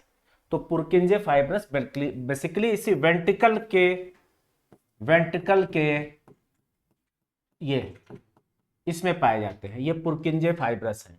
अब बढ़ा ले इसे, ये पुरकिंजे फाइब्रस, पुरकिंजे के तंतु वेंट्रिकल के मसल्स में है। फिर ये इंपल्स को पूरे में फैला देते हैं। लेकिन जो बेसिकली प्रश्न बनेगा कि जनरेट कहां से? तो एसए नोड से, साइनोएट्रियल नोड से। जब कभी यही एसए नोड खराब होता है तो फिर यहां पे एक कृत्रिम पेसमेकर की जरूरत पड़ती है, आर्टिफिशियल पेसमेकर। ये कृत्रिम पेसमेकर। तो कृत्रिम पेसमेकर या पेसमेकर का संबंध किससे है? तो आप कहेंगे हृदय से है, हार्ट से है, आर्टिफिशियल पेसमेकर। अच्छा, इस आर्टिफिशियल पेसमेकर में होता क्या है? इस आर्टिफिशियल पेसमेकर में एक डिवाइस होती है, एक यंत्र होता है, इंस्ट्रूमेंट होता है, और उसमें एक छोटी सी बैटरी होती है, और उस बैटरी में इस कृत्रिम पेसमेकर या कृत्रिम पेसमेकर एक डिवाइस है। ये एक इट इज ए डिवाइस, ये एक डिवाइस है। इस डिवाइस में एक बैटरी होती है, और इस बैटरी में लिथियम आयोडाइड भरा होता है। इस डिवाइस में, इस बैटरी में लिथियम आयोडाइड भरा होता है। इसमें लिथियम आयोडाइड, लिथियम, ये लिथियम आयोडाइड इस बैटरी में। तो पेसमेकर की बैटरी में लिथियम आयोडाइड, और बेसिकली इसको जो क्लेविकल बोन होती है इसके पास यहाँ पे बैटरी को इंसर्ट कर देते हैं, और फिर उससे वायर निकाल कर हार्ट के अंदर उसको इंसर्ट कर दिया जाता है। पहले पूरी डिवाइस चेंज करनी पड़ती थी, इधर अब बैटरी भी केवल चेंज होती, लेकिन चार्जेबल नहीं होती। नहीं तो तुम वाल्वों में बैठ जाओ और सोचो कि बस लगा दे, तो ऐसा संभव नहीं है। तो एक तो ये कि ये, अब सवाल ये है कि जो हार्ट का की धड़कन है, ये ऐसा नोट तो जनरेट कर रहा है, लेकिन क्या हार्ट की धड़कन को, उसके पल्सेशन का जो मैकेनिज्म है, उसको रेगुलेट और कंट्रोल करने का हमारे बॉडी के अंदर और कुछ भी क्या सिस्टम है, उसको थोड़ा सा देख लेते हैं। तो इसको आप चाहें तो एक स्पेशल पॉइंट के अंदर हम इस बात को देखें कि स्पेशल पॉइंट में हम लोग ये देख लें कि क्या इसके लिए और भी कुछ मैकेनिज्म है। तो स्पेशल पॉइंट के अंदर हम ये बात देखेंगे कि हृदय की धड़कन को कंट्रोल और रेगुलेट करने का भी हमारे बॉडी में और क्या कुछ उपक्रम है। हाँ है। वो है क्या? तो वो ये है कि ऐसे नोड जनरेट करता है, रेगुलेट भी करता है, लेकिन उसके बावजूद भी हमारे शरीर में हार्ट बीट को रेगुलेट करने का हमारे ब्रेन में, मस्तिष्क में एक सेंटर होता है जिसको कार्डियक सेंटर कहते हैं। तो कहने का मतलब ये हुआ कि हार्ट बीट को, हृदय की धड़कन को जनरेट करने का हमारे शरीर में एक सिस्टम होता है, एक तंत्र होता है, और जिसको ये जो हार्ट की पल्सेशन है या धड़कन है, ये कहाँ कहाँ से रेगुलेट और कंट्रोल होती है, ये कहाँ कहाँ से रेगुलेट एंड कंट्रोल हो रही है। तो पहला पॉइंट कार्डियक सेंटर से। और जैसे ही हम बोलते हैं कार्डियक सेंटर, तो आपके दिमाग में बात आ रहा होगा कि यह सेंटर हार्ट के अंदर होगा। बिल्कुल नहीं। कार्डियक सेंटर मस्तिष्क में है, मस्तिष्क में, ब्रेन में। और यह कार्डियक सेंटर से हार्ट बीट रेगुलेट और कंट्रोल हो रही है। और यह कार्डियक सेंटर बेसिकली ब्रेन के मेडुला ऑब्लांगेटा में है। मेडुला ऑब्लांगेटा मतलब मेडुला ऑब्लांगेटा जो है ये ब्रेन का एक पार्ट है ये, और ये हिंड ब्रेन का एक पार्ट है। मतलब हमारे हृदय की धड़कन ऐसे नोड उत्पन्न करता है, रेगुलेट भी करता है, लेकिन उसके अलावा मस्तिष्क के का जो हिंड ब्रेन है, पश्च मस्तिष्क है, जिसको रोहमेंसेफ्लान कहते हैं, उसमें एक कार्डियक सेंटर होता है पश्च मस्तिष्क में। और वो कार्डियक सेंटर उसी मेडुला ऑब्लांगेटा वाले भाग में होता है। तो वो अभी हम नर्वस सिस्टम के अंदर एक फ्लो चार्ट के माध्यम से समझेंगे कि पश्च मस्तिष्क, पहले मस्तिष्क, फिर पश्च मस्तिष्क, हिंड ब्रेन, फिर हिंड ब्रेन में एक मेडुला ऑब्लांगेटा, उस मेडुला ऑब्लांगेटा में एक कार्डियक सेंटर। तो कार्डियक सेंटर भी इसको रेगुलेट और कंट्रोल करता है हृदय की धड़कन को, मेडुला। ठीक है। दूसरा, इसको दूसरा रेगुलेट करने का काम दो हार्मोन्स भी करते हैं हृदय की धड़कन को, हार्ट पल्सेशन को। एक एड्रेनालिन है, एड्रेनालिन, और दूसरा है थायरॉक्सिन। ये एक एड्रेनालिन है और दूसरा थायरॉक्सिन। एड्रेनालिन और थायरॉक्सिन ये दोनों के दोनों जो हार्मोन्स हैं, बोथ आर हार्मोन्स, ये दोनों के दोनों हार्मोन्स हैं, और ये भी हृदय की धड़कन को, और एड्रेनालिन सिक्रेटेड फ्रॉम या रिलीज फ्रॉम एड्रेनल ग्लैंड, और एड्रेनल ग्लैंड आपको आइडिया होगा कि ये टोपी के आकार की गुर्दे के ऊपर पाई जाती है, इसलिए इसको सुप्रारीनल भी कहते हैं, क्योंकि रीनल गुर्दे को कहते हैं, तो उसके ऊपर है तो सुप्रारीनल। तो सुप्रारीनल बोले या एड्रेनल ग्लैंड बोले, उससे जो हार्मोन्स निकलता है उसको एड्रेनलिन कह देते हैं, और थायरॉक्सिन थायराइड ग्लैंड से निकलता है। इनका भी संबंध हार्ट से है, हार्ट की धड़कन से है। यही वजह है कि जिसको थायराइड की प्रॉब्लम होती है उसकी हार्ट की धड़कन भी प्रभावित होती है। खैर, तो एक तो ये हम लोगों ने देख लिया कि भाई ये कैसे कौन कौन से और मैकेनिज्म हैं हार्ट की धड़कन को रेगुलेट और कंट्रोल करने के। अब हम यहां पर यह देखेंगे कि हृदय की जो धड़कन है, हार्ट बीट है, इसको, हृदय की धड़कन को क्या कुछ ऐसे मिनरल साल्ट भी हैं जो उसकी धड़कन को रेगुलेट और कंट्रोल करते हैं। तो पोटेशियम का गहरा संबंध है उसकी धड़कन को रेगुलेट करने में। तो मिनरल साल्ट में हृदय की धड़कन को रेगुलेट करने से गहरा संबंध है पोटेशियम का। और पोटेशियम के अच्छे स्रोत अगर हम बात करें तो बनाना है, केला है, मूली है। मूली, बनाना में प्रचुर मात्रा में पोटेशियम, मूली में, ये सब पोटेशियम इनमें अच्छी मात्रा में पाया जाता है। आलू में भी पोटेशियम, ठीक ठाक। तो अब हम यहाँ पे ये देखेंगे कि जो हृदय की धड़कन है, जो हृदय धड़कता है, ये तो हमने देखा कि ये धड़कन पैदा करता है ये, लेकिन जो हृदय की धड़कन है वो कितनी होती है। तो हृदय की धड़कन बेसिकली प्रति मिनट, तो आप पॉइंट डालें कार्डियक पल्सेशन आर बीट, हृदय की धड़कन या पल्सेशन एक ही बात है, हिंदी में हृदय की धड़कन। ये हृदय की धड़कन, ये बेसिकली हृदय की धड़कन 70 से 80 बार प्रति मिनट, ये 70 to 80, एक्यूरेट इसको हम कह देते हैं 72 बार, ये 72 बार,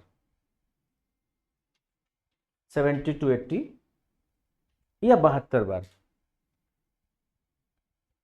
अब प्रति मिनट इतनी, ये कभी भी कोई आंकड़ा साइंस में दिया जाए तो एक सामान्य स्वस्थ वयस्क मनुष्य का है, एक नॉर्मल हेल्दी एडल्ट का दिया जाता है। तो एक सामान्य स्वस्थ वयस्क मनुष्य में हृदय की धड़कन 72 बार प्रति मिनट होती है। अब ये किसी नवजात शिशु में, किसी फिटस में, किसी ओल्ड मैन में अलग अलग हो सकती है। तो वो फिर मैं डिटेल की क्लास में या फिर थोड़ा सा देख लें जल्दी ही। तो ये तो सामान्य एक स्वस्थ वयस्क मनुष्य में, अर्थात ये हेल्दी एडल्ट पर्सन में, हेल्दी एडल्ट पर्सन एक स्वस्थ वयस्क मनुष्य में ये। लेकिन वहीं पर अगर हम ये देखें कि अगर फीटस में कितना होगा, गर्भ शिशु में, तो गर्भ शिशु में 150 बार प्रति मिनट। वहीं पर अगर हम ये कहें कि जो अभी नवजात शिशु है, इन्फेंट चाइल्ड, नवजात शिशु, उसमें 120 बार और प्रति मिनट। एन ओल्ड मैन, एक वृद्ध व्यक्ति में तो 100 वृद्ध व्यक्ति में यह 60 बार प्रति मिनट। 60 ध्यान देना है। उम्र बढ़ने पर हृदय की धड़कन स्लो होती जाती है और ब्लड प्रेशर बढ़ता जाता है। छोटे बच्चों में हृदय की धड़कन आप देख रहे हैं कि नवजात, जहां पे गर्भ शिशु में 150 बार 9 प्रति मिनट, नवजात शिशु में 120 बार, स्वस्थ वयस्क मनुष्य में ये, और वृद्ध व्यक्तियों में 60। हृदय की धड़कन, पल्सेशन कम होती जा रही है। लेकिन ब्लड प्रेशर वो क्रमशः एज बढ़ने के अकॉर्डिंग वो बढ़ता जाता है, और उसके सबके पीछे रीजन है ब्लड प्रेशर के, अभी बताएंगे, हम लोग बात करेंगे। तो एक तो ये है। अब सवाल, इस ब्लड प्रेशर को, कार्डियक बीट को, इस हृदय की धड़कन को, नॉट प्रेशर, हृदय की धड़कन को हम मापते कैसे हैं? इसका मापन यंत्र क्या है? इसको मापेंगे किससे? तो इसको मापा जाता है स्टेथोस्कोप से। स्टेथोस्कोप, इसको मापते हैं स्टेथोस्कोप से। ये स्टेथोस्कोप,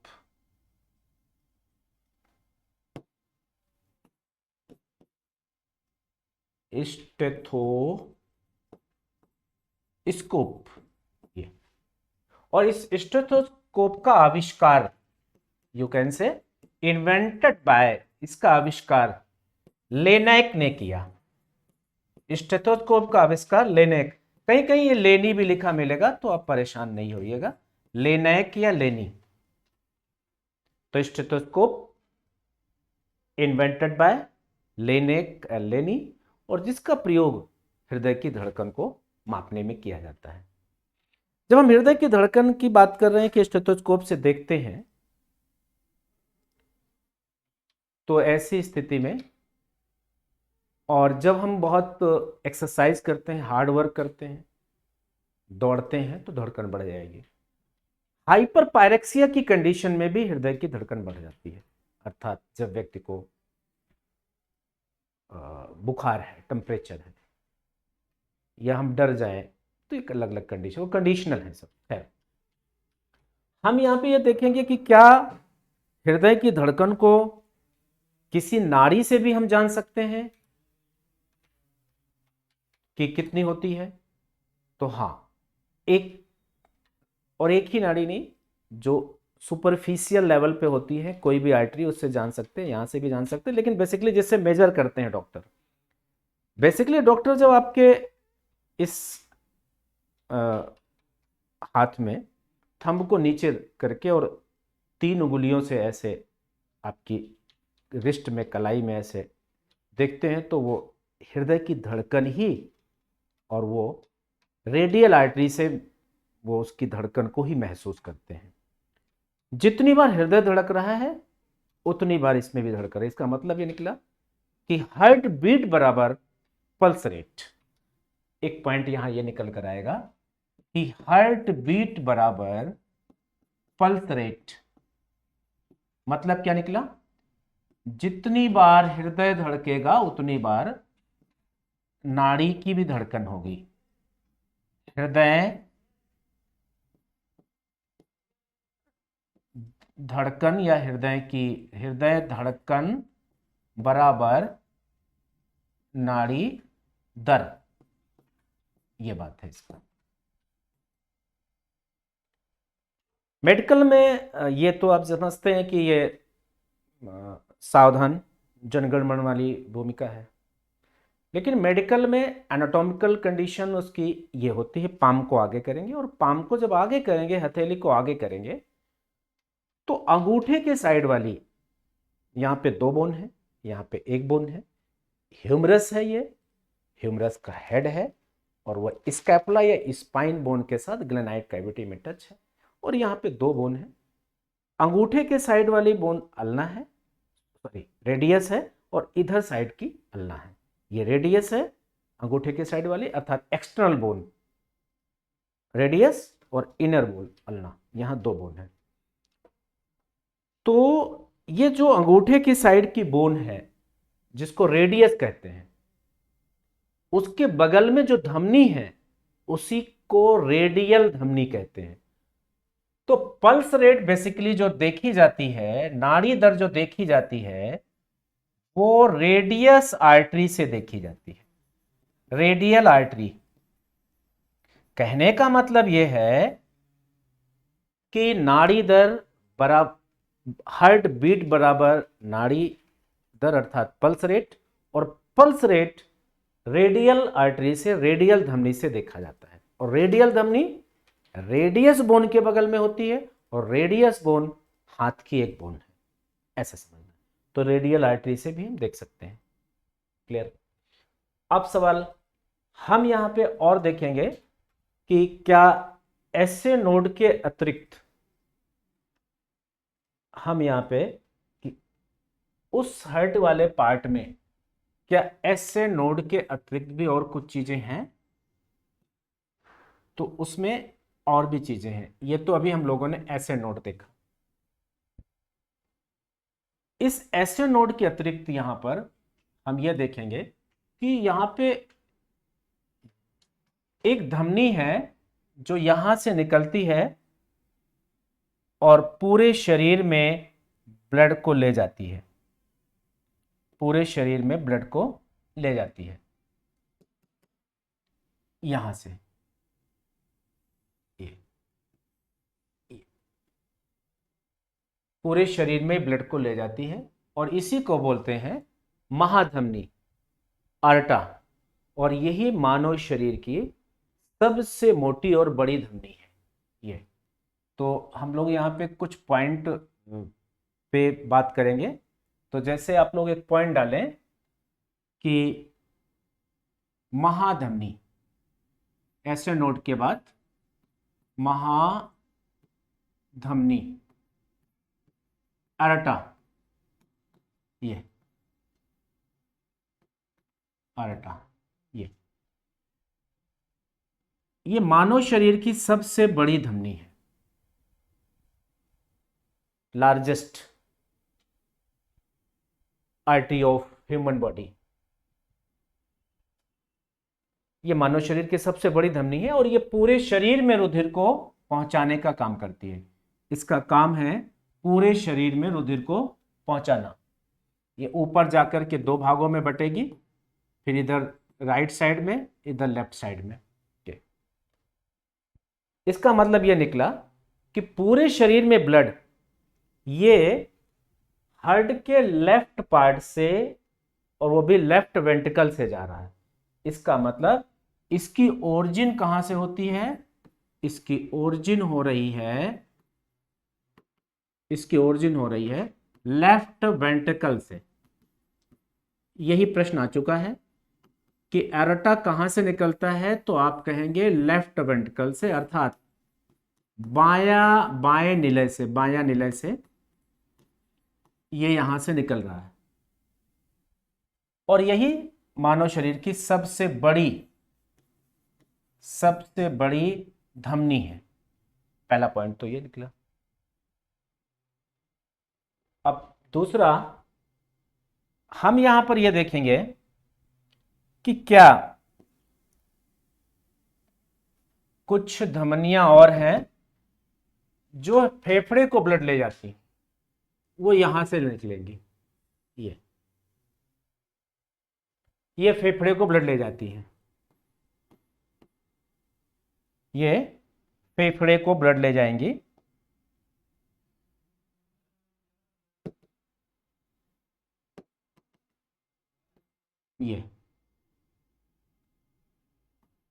ये फेफड़े को ब्लड ले जाने का काम ये धमनियां करती हैं, और जिनको पल्मोनरी धमनी कहते हैं, इनका नाम पल्मोनरी धमनी है। ये तो ये है पल्मोनरी अर्टा, और आगे चलकर ये पल्मोनरी अर्टा दो भागों में बढ़ जाता है, राइट पल्मोनरी आर्टरी और लेफ्ट पल्मोनरी आर्टरी। यही ऐसी आर्टरी है जो तो पल्मोनरी अर्टा ये है, और फिर दो भागों में बढ़ गया, राइट पल्मोनरी आर्टरी और लेफ्ट पल्मोनरी आर्टरी। है तो ये आर्टरी, जैसा आपको पता है आर्टरी में, आर्टरी जब ये कहा जाए कि आर्टरी क्या है, तो आर्टरी में डीऑक्सीजनेटेड ऑक्सीजनेटेड वो बात की बात है। आर्टरी वो है जो ब्लड को हार्ट से बॉडी की तरफ ले जाती है, और वेन वो है जो ब्लड को बॉडी से हार्ट की तरफ लाती है। ये आर्टरी की पहली कंडीशन है। और वेन की, आर्टरी वो है जो ब्लड को हार्ट से बॉडी की तरफ ले जाए, वो आर्टरी धमनी, और जो ब्लड को बॉडी से हार्ट की तरफ लाएं वो शिराएं। अब धमनियों में प्रायः शुद्ध रुधिर बहता है, लेकिन इनको छोड़ करके ये जो पल्मोनरी आर्टरी है, ये तो अभी ये ऑक्सीजनेशन के लिए खुद ब्लड ले जा रही है। तो पल्मोनरी आर्टरी, आप पॉइंट डालें कि पल्मोनरी आर्टरी ही ऐसी आर्टरी है जो आर्टरी होने के बावजूद भी इसमें डीऑक्सीजनेटेड ब्लड बहता है। इसमें ब्लड कैसा बह रहा है? डीऑक्सीजनेटेड। ये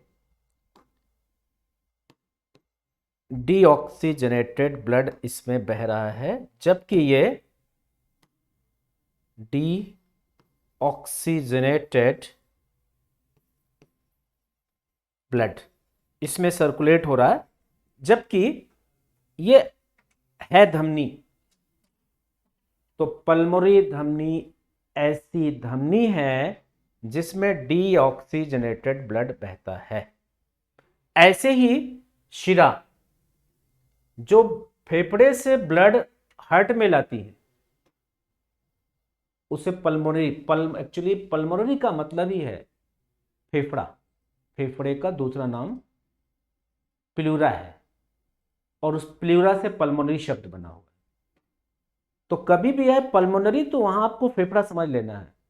फेफड़े का दूसरा नाम प्लूरा है, तो प्लूरा से निकलने वाली जो वेन होगी वो पल्मोनरी वेन, और प्लूरा को ले जाने वाली जो आर्टरी होगी वो पल्मोनरी आर्टरी। तो अब यहां से जो वेन ब्लड लाएगी उसे हम बोलेंगे पल्मोनरी वेन, उसे हम बोलेंगे पल्मोनरी वेन। तो पल्मोनरी वेन बेसिकली है तो वेन, पल्मोनरी वेन ये है तो वेन, और बहना चाहिए इसमें डीऑक्सीजेटेड ब्लड, लेकिन इसमें है तो वेन, लेकिन बह रहा है ऑक्सीजनेटेड ब्लड, ऑक्सीकृत रुधिर बह रहा है इसमें, ऑक्सीकृत रुधिर बह रहा है इसमें।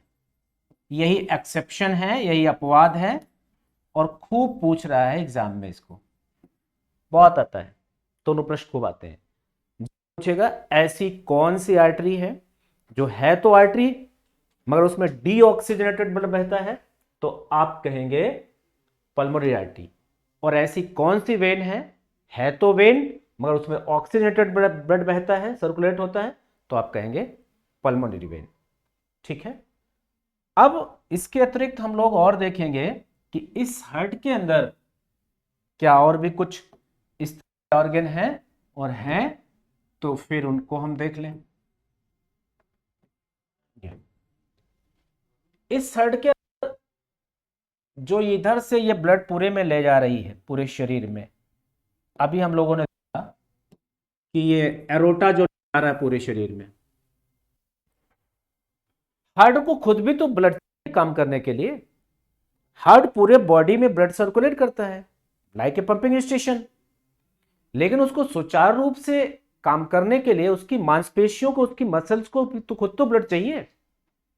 तो उसकी मांसपेशियों को, मसल्स को जो ब्लड मिलता है, जिस आर्टरी से मिलता है उसको कोरोनरी आर्टरी कहते हैं, उसे कोरोनरी आर्टरी कहते हैं। और वो कोरोनरी आर्टरी बेसिकली ऐसे पतली पतली होती हैं और ये संख्या में 3 होती हैं, इधर है इधर है, इनका नाम है कोरोनरी आर्टरी, कोरोनरी आर्टरी। ये हिंदी में बोलेंगे हृदय धमनी।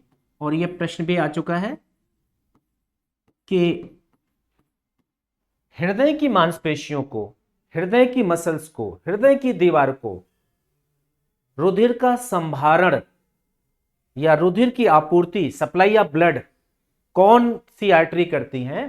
तो वो कोरोनरी आर्टरी ही करती हैं। ये कोरोनरी, और अभी मैंने थोड़ी देर पहले ये चर्चा किया कि हार्ट का एक दूसरा नाम कॉर है और उसी से कोरोनरी शब्द बना हुआ है। तो ये यही कोरोनरी आर्टरी है जो ब्लड को सप्लाई करती है, ये सप्लाई करती है हार्ट की मसल्स में, हृदय की मांसपेशियों में, हार्ट की मसल्स में, अर्थात हार्ट की मसल्स को कार्डियक मसल्स कहते हैं, कार्डियक पेशियां कहते हैं। तो कार्डियक पेशियों में बेसिकली जो ब्लड पहुंचता है वो इसी कोरोनरी आर्टरी पहुंचता है। तो you can say coronary artery supply the blood from heart to heart muscles. और जब कभी, यहीं पर हम डिजीज भी देख लें, जब कभी इसमें प्रॉब्लम जनरेट होती है, इस कोरोनरी आर्टरी में समस्या पैदा होती है, और वो हमारे शरीर के किसी भी, हमारे शरीर की धमनियों में जब कोलेस्ट्रॉल का डिपोजिशन होने लगता है, सुविधा की दृष्टि से कोलेस्ट्रॉल को फिर हम 2 भागों में फिर बांट लेते हैं, good cholesterol, bad cholesterol.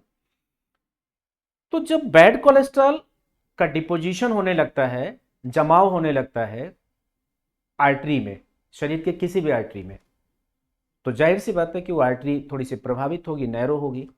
That condition called atherosclerosis. तो एथेरोस्क्लेरोसिस क्या है? कोरोनरी धमनी में कोलेस्ट्रॉल का जमना और उसका धमनी में कोलेस्ट्रॉल का जमना और धमनी का सकरा होना, यह एथेरोस्क्लेरोसिस कहलाता है। पहले यह समझें। और जब अब यही कोलेस्ट्रॉल अगर इस पर्टिकुलर कोरोनरी धमनी में जम जाएगा, जो ऑलरेडी पहले से ही बात सक्रिय है, और मान लीजिए यहां पे कोलेस्ट्रॉल जम गया, मान लो यहां पे कोलेस्ट्रॉल जम गया, तो ये नैरो हो जाएगी। और जब ये नैरो हो जाएगी तो इस कंडीशन में जो यहां की मांसपेशियां हैं वो डेड होने लगेंगी, यहां की मांसपेशियां मृत होने लगेंगी, मरने लगेंगी। ये क्योंकि इसको ब्लड की सप्लाई नहीं होगी। और जब इससे मृत होने लगी तो एक कंडीशन पैदा होगी, उसी को एंजाइना कहते हैं। अर्थात the pain generate in thoracic cavity in left side and reflect into left arm, this is significance of angina। अगर यहां पे दर्द उत्पन्न हो रहा है और बाएं बांह की तरफ बढ़ रहा है तो ये एंजाइना का लक्षण है। तो एंजाइना इस तरह से होगा, जब ये मसल्स डेड होंगी तो फिर एंजाइना होगा। तो यहां पे हम डिजीज में अगर देखते हैं तो पहली डिजीज हो गई यहां पे एंजाइना। अब मैं हार्ट से रिलेटेड कुछ डिजीज की बातें कर रहा हूं। एंजाइना बताइएगा बस। अभी हम लोगों ने ये बात किया कि एंजाइना क्या है, तो एंजाइना को आप सरल शब्दों में आप हार्ट पेन भी कह सकते हैं। हार्ट पेन हिंदी में कहेंगे हृदय शूल, हृदय का दर्द, हृदय का दर्द। तो पेन यहां पे जनरेट हुआ, बड़ा तेज होगा, पुंज जैसा यहाँ से उत्पन्न होगा और ऐसे फैलेगा और यहाँ आकर के बाएं हाथ की तरफ खत्म हो, तो ये समझ लीजिए एंजाइना है। अब एंजाइना किसी को है तो फिर एंजियोग्राफी होगी तो पता चलेगा। एंजियोग्राफी में यह पता चलता है कि कितना कोलेस्ट्रॉल जमा है, एक में जमा है कि तीनों में जमा है। 70% से कम जमा है तो मेडिसिन से ठीक हो जाएगा, अन्यथा फिर एंजियोप्लास्टी करनी पड़ेगी, अर्थात फिर इस कोलेस्ट्रॉल के परमानेंट रिमूवल के लिए कुछ काम करना पड़ेगा, तो फिर एंजियोप्लास्टी होगी। कई बार ये तीनों की तीनों जो कोरोनरी आर्टरी हैं ये पूरी तरीके से ब्लॉक हो जाती हैं, पूरी तरीके से, और ऐसी कंडीशन में फिर बाईपास सर्जरी की जरूरत पड़ती है। जैसे सपोज, लेकिन कभी कभी जैसे आपने देखा हो किसी शहर में जब बहुत जाम लग जाता है तो एक बाईपास रास्ता बना दिया जाता है कि उधर से जो है वो वहां ना जाए, तो बाईपास सर्जरी में भी यही होता है। लेकिन कई बार पॉपुलेशन बढ़ने पर वो बाईपास रास्ता भी बस्ती के अंदर आ जाता है, तो ऐसा बाईपास सर्जरी में भी होता है, तो फिर बहुत चांसेस नहीं होते हैं। तो फिर डॉक्टर के पास जब जाता है पेशेंट तो कहता है, डॉक्टर कहता है तुमने फिर मजा खूब लिया जिंदगी का, अब चलो खाली करो। तो दो तीन शब्द: angina, angiography, angioplasty, bypass surgery और एक इको और ईसीजी, ये सब का संबंध, और पेसमेकर, इन सब का संबंध हार्ट से है, जो बेसिकली आपके एग्जाम के पॉइंट ऑफ व्यू से, फिर डिटेल अभी मैं यहाँ पे चूंकि उतना वक्त नहीं है करेंगे। तो पेसमेकर, इको, इको क्या है? हार्ट की के फंक्शन की जांच की वो प्रॉपर काम कर रहा है कि नहीं। ईसीजी से केवल हार्ट की धड़कन का पता चल पाता है, लेकिन हार्ट का जो इंटरनल माइक्रो ऑर्गन है, जो उसके अंग हैं, वो सूक्ष्म अंग हार्ट के अंदर के भी, वो प्रॉपर काम कर रहे हैं कि नहीं, ये बात ईसीजी से नहीं, बस धड़कन का पता चल पाता है, उसके लिए इको कराना पड़ता है। तो ईसीजी हार्ट से संबंधित है, ईसीजी को कई बार पूछता है, तो एक कंपैरेटिव पॉइंट के द्वारा हम थोड़ा सा और ईसीजी और उससे रिलेटेड पॉइंट को देख लें। तो एक फिर से आप लोग कंपैरेटिव पॉइंट डालें, एक तुलनात्मक बिंदु डालें, कंपैरेटिव पॉइंट।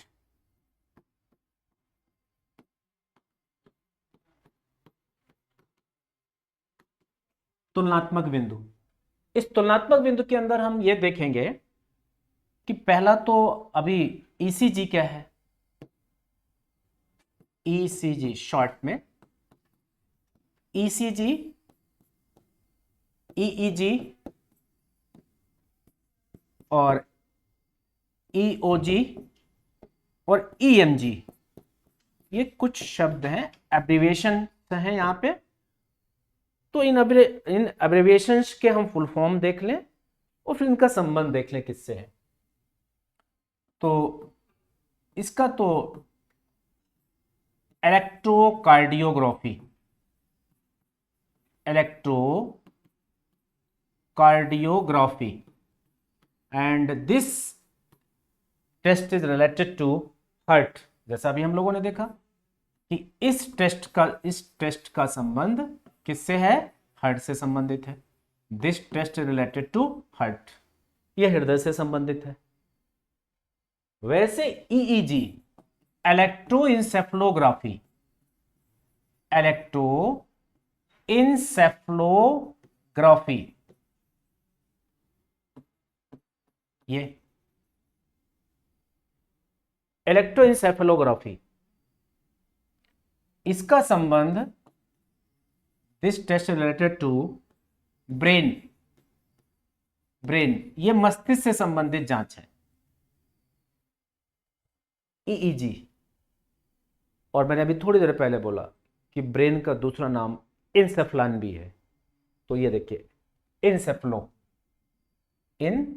इंसेफेलोग्राफी। दूसरा ईओजी, इलेक्ट्रो ऑप्थेल्मोग्राफी,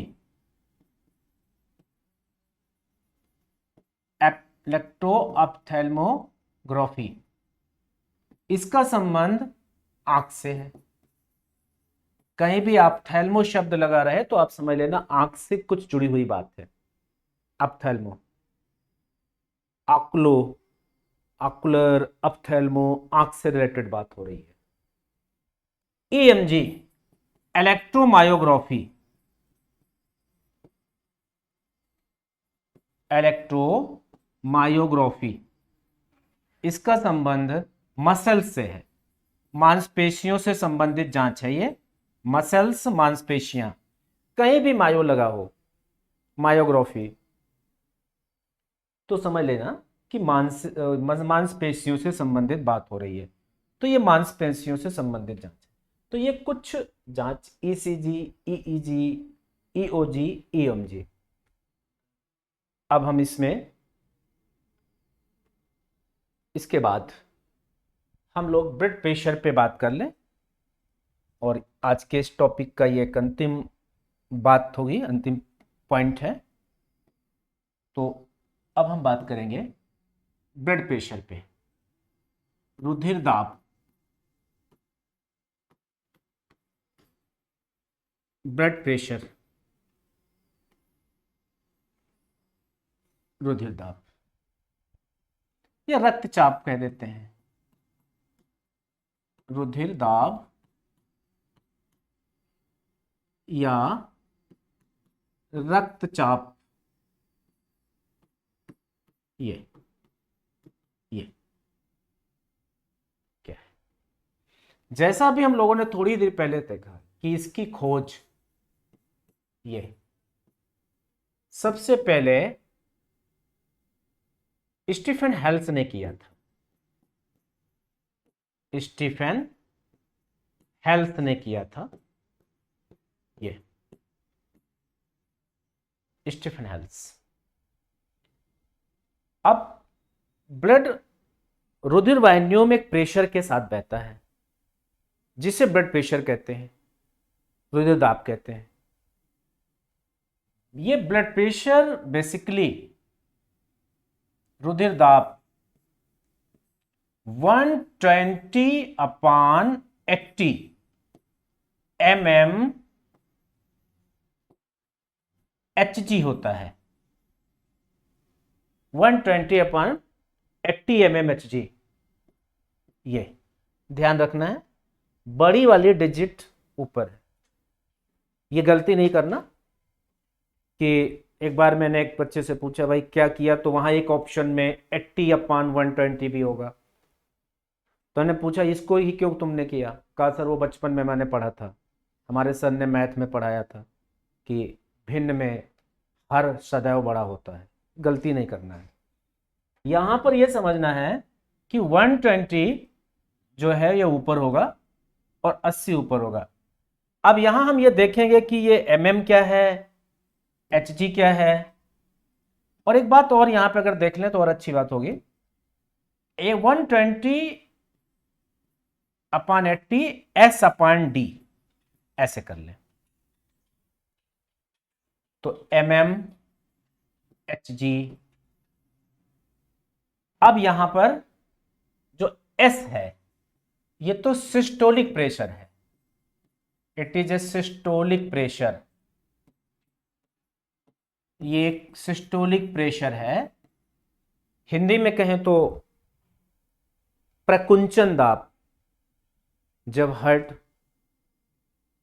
सिकुड़ता है उस समय की कंडीशन को, तो इसका मतलब हुआ प्रकुंचन दाब, हिंदी में इसको बोलेंगे प्रकुंचन दाब, ये। और डी का मतलब है डायस्टोलिक,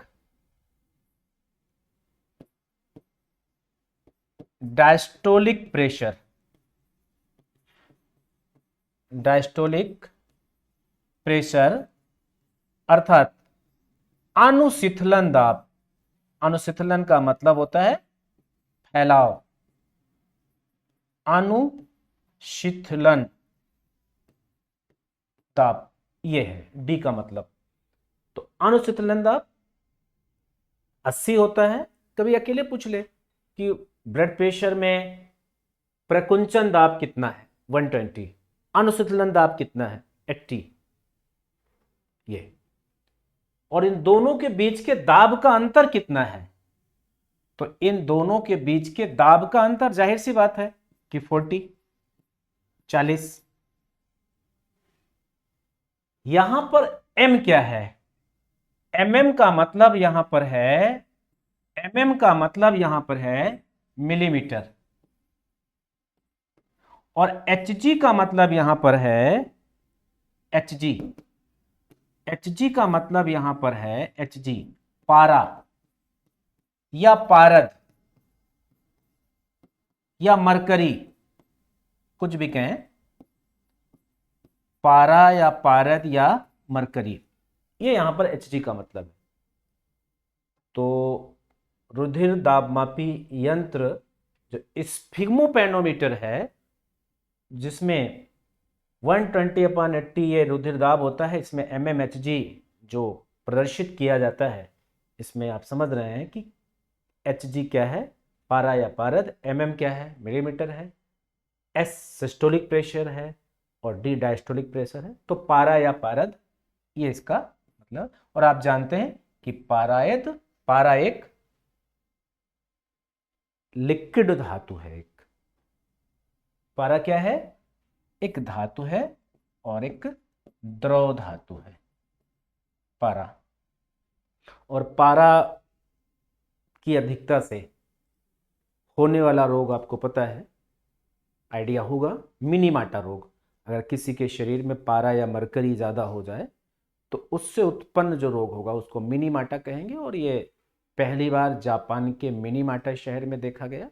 वहाँ मछलियाँ लोगों ने जो ज़्यादा खाया और उस फिश में मरकरी ज़्यादा थी, तो बाद में ये डॉक्टर्स की टीम ने जब चेक किया तो पता लगा कि इनकी बॉडी में मरकरी ज़्यादा है और मछली का सेवन करने से ऐसा हुआ, और ये बीमारी मिनीमाटा शहर में हुई इसलिए, और उसको मिनीमाटा बीमारी कह दिया गया।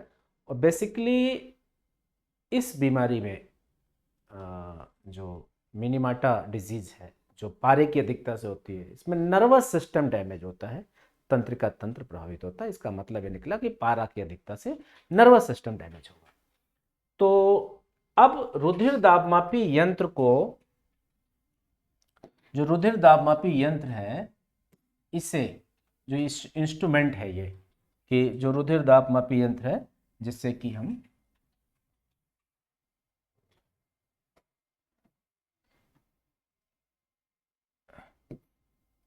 रुधिर दाबमापी यंत्र को क्या कहेंगे, तो रुधिर दाबमापी यंत्र स्फिग्मोमैनोमीटर कहलाता है। रुधिर दाबमापी यंत्र ये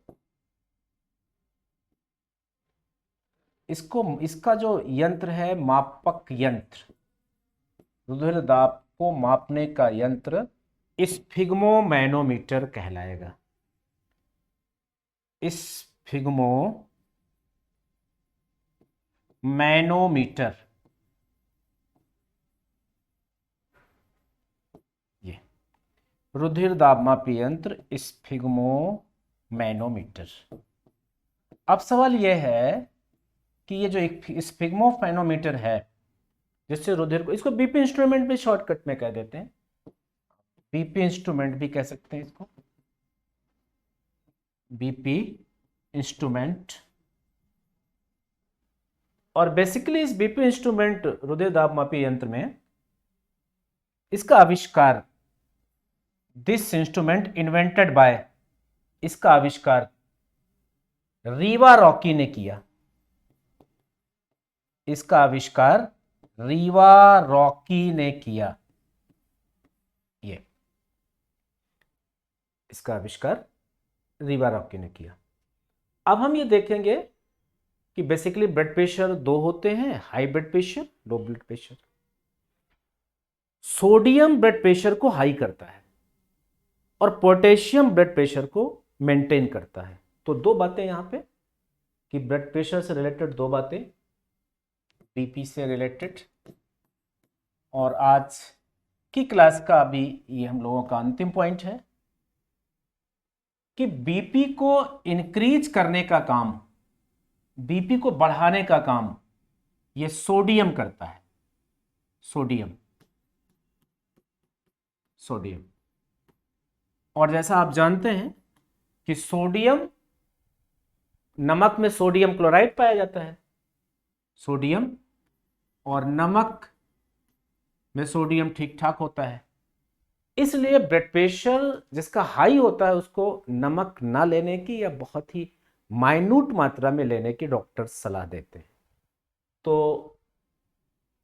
और इस ब्लड प्रेशर को मेंटेन करने का काम, इसका नियमन करने का काम, ब्लड प्रेशर को कम करने का, नियमन करने का काम पोटेशियम करता है। पोटेशियम, और पोटेशियम केला, मूली, आलू इत्यादि, इनमें सब में पाया जाता है। तो नमक में सोडियम क्लोराइड, सोडियम बढ़ाता है ब्लड प्रेशर को और पोटेशियम मेंटेन करता है।